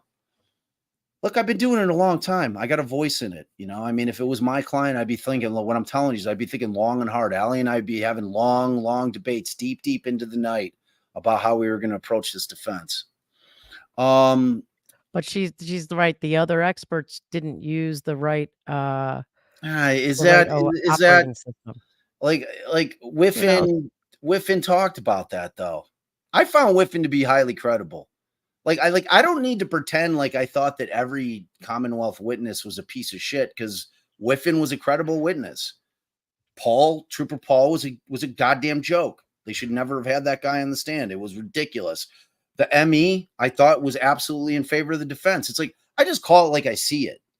I don't. Kaylee's right. Then thanks for the $2. Everyone conveniently had their head turned, leaving 34F. So. I mean, if you're drunk, it's dark. I don't know. It's right in front of you, but is it right in front of you? It's over to the left. If you're parked in the driveway, why are you looking that way? If you're coming out of the lower door and not down the stairs, like, why are you looking over there? I'm just saying. Milo's mom's makes a good point for $2 there. Thank you. Get not guilty with science. Yeah. Third party with docuseries. Exactly. There you go. Milo's mom and me are like, Carrie Ann again. Thank you so much. $5. If they abandon the conspiracy and retrial, can Lally bring it up? Sure, he could. Tell the jurors the defense changed their theory. No. No. Like, he can't talk about facts, not in evidence. No way. Well, I mean, how? How's he going to do it? I don't know. I have to think about it, because the state changed their theory. But it wouldn't really be a change of theory. It would be a well, it's like the defense doesn't have to prove anything. So no, it's like Stephen Avery and Brendan Dassey, but that was two separate trials where they literally changed the theory of how she died from Stephen Avery trial to Brendan Dassey's trial completely. And the defense isn't locked into a theory because they are not the ones with the burden. Shit. They don't even have the prosecution. They clearly cannot change their theory, and they would do that by calling their other, experts. They choose not to call if they tried to change it up. The question, Hunter, look up the coyote issues in that area in 2022. It's not an easy sell as a coyote hunter. Sorry, he I'm disagrees. just telling you, man. He can disagree. He knows something about coyotes. He's a coyote hunter. Yeah. So thank you. Knows some shit. But all I'm suggesting is read about the issues where coyotes were, like, the point of it was they weren't acting typically. They were acting because of, like, they were not acting in their typical fashion in 2022. Like, just Google it in that area. So my thoughts are concrete on Bev. Thanks, Cat Totes, for the $2. That no chance in hell I would recommend my client do a bench trial in front of a judge who didn't even think that they put on enough evidence for a third-party defense. No way. And I have a very different opinion of Bev than, like, many people. No, I mean, I'm not saying she's horrible, but I'm not I wouldn't do saying you. I wouldn't I'm do a talking bench about like the trial in people front of that are any like, she's judge. so biased. I'm like, she's as biased as every other judge. Like at the end of the day, like for those people that are saying she was so horrifically biased, I want you to put in the chat, what didn't the defense get in that they wanted to get in? Well, they wanted a third party culprit, like how you keep saying they didn't get that shit in is crazy. Yeah, but she didn't let them do a full third party culprit. What were they going to do that would like what would have been different? I think the instruction there would have been an instruction on it, or but that's a different thing. But like what, like in terms of the moving parts, what would have been different? I don't than know. What they did? I don't know. I don't know. I mean, But let's wrap it up before someone else chimes in. Yeah, I mean that's the theory. Our dog loves pig ears. There's no question about it. I'm sorry, but there is pig in all sorts of dog treats. Like I said from the jump, why he was limiting it to pig ears, I have no clue. Oh, gee, many dog treats have pig in it. The bottom line with that dog food is like, the best evidence would have been number one to swab John's wounds. Like that should have been like they chose not to do that for whatever reason. I'll never know. Like that should have been what happened. And then the second best evidence would have been to send the entire article of clothing to the lab instead of swabbing two parts. Like I reject the swab shit completely. It was a joke, just like the rest of the investigation. Like all they right, should have swabbed the wounds. All right, we're gonna bounce. We love you guys. We hope that we answered some of your questions and gave you guys a chance to vent. I know everybody wanted to be able to keep talking about this. I'm sure if not, soon, eventually we will end up hearing from a jury. I just don't think that they're going to be able to, keep their thoughts to themselves. They start talking to their friends start talking to us, and eventually I'm sure a juror will give in and be interviewed. But with the caveat, it is possible that Bev went back there and told them, I can't tell you what you can and can't do. I can't make you not speak, but there is a mistrial. The Commonwealth could decide to retry, and anything you guys say could affect our ability to get an impartial jury on the next go around. So they may keep it real close to the vest. We may not hear from them. All right, before we let you all go, I will be back on tonight, Sands Alley, for my passion project. If you guys don't know, if you're new to the channel, my dad was John Wayne Gacy's trial attorney back in 1980. I did a podcast, which you could download right here if you just get that QR code. It's an amazing first season. I had all of my dad's taped interviews with Gacy. At any rate, I did a masterpiece of a podcast in my own estimation. I hate to pat myself on the back, but it was really good. But through that, I met this amazing old Chicago cop named Bill Dorsch, and he had found my podcast, and we are both convinced that John Wayne Gacy killed more than the 33 that they attributed to him. And the one thing that we know definitively is that the Chicago police did zero investigation ever into whether or not he killed any more people. So we are boots on the ground. We think that we know 3 different locations where there's bodies, and we've had a lot of people come forward with family members that are still missing, that went missing during that time period from the Chicagoland area. And so that's going to be tonight at 9. If you don't know about it, we've had small crowds there. I'd love to see bigger crowds there. That's some real victim advocacy that we're doing. That's very, very important to me.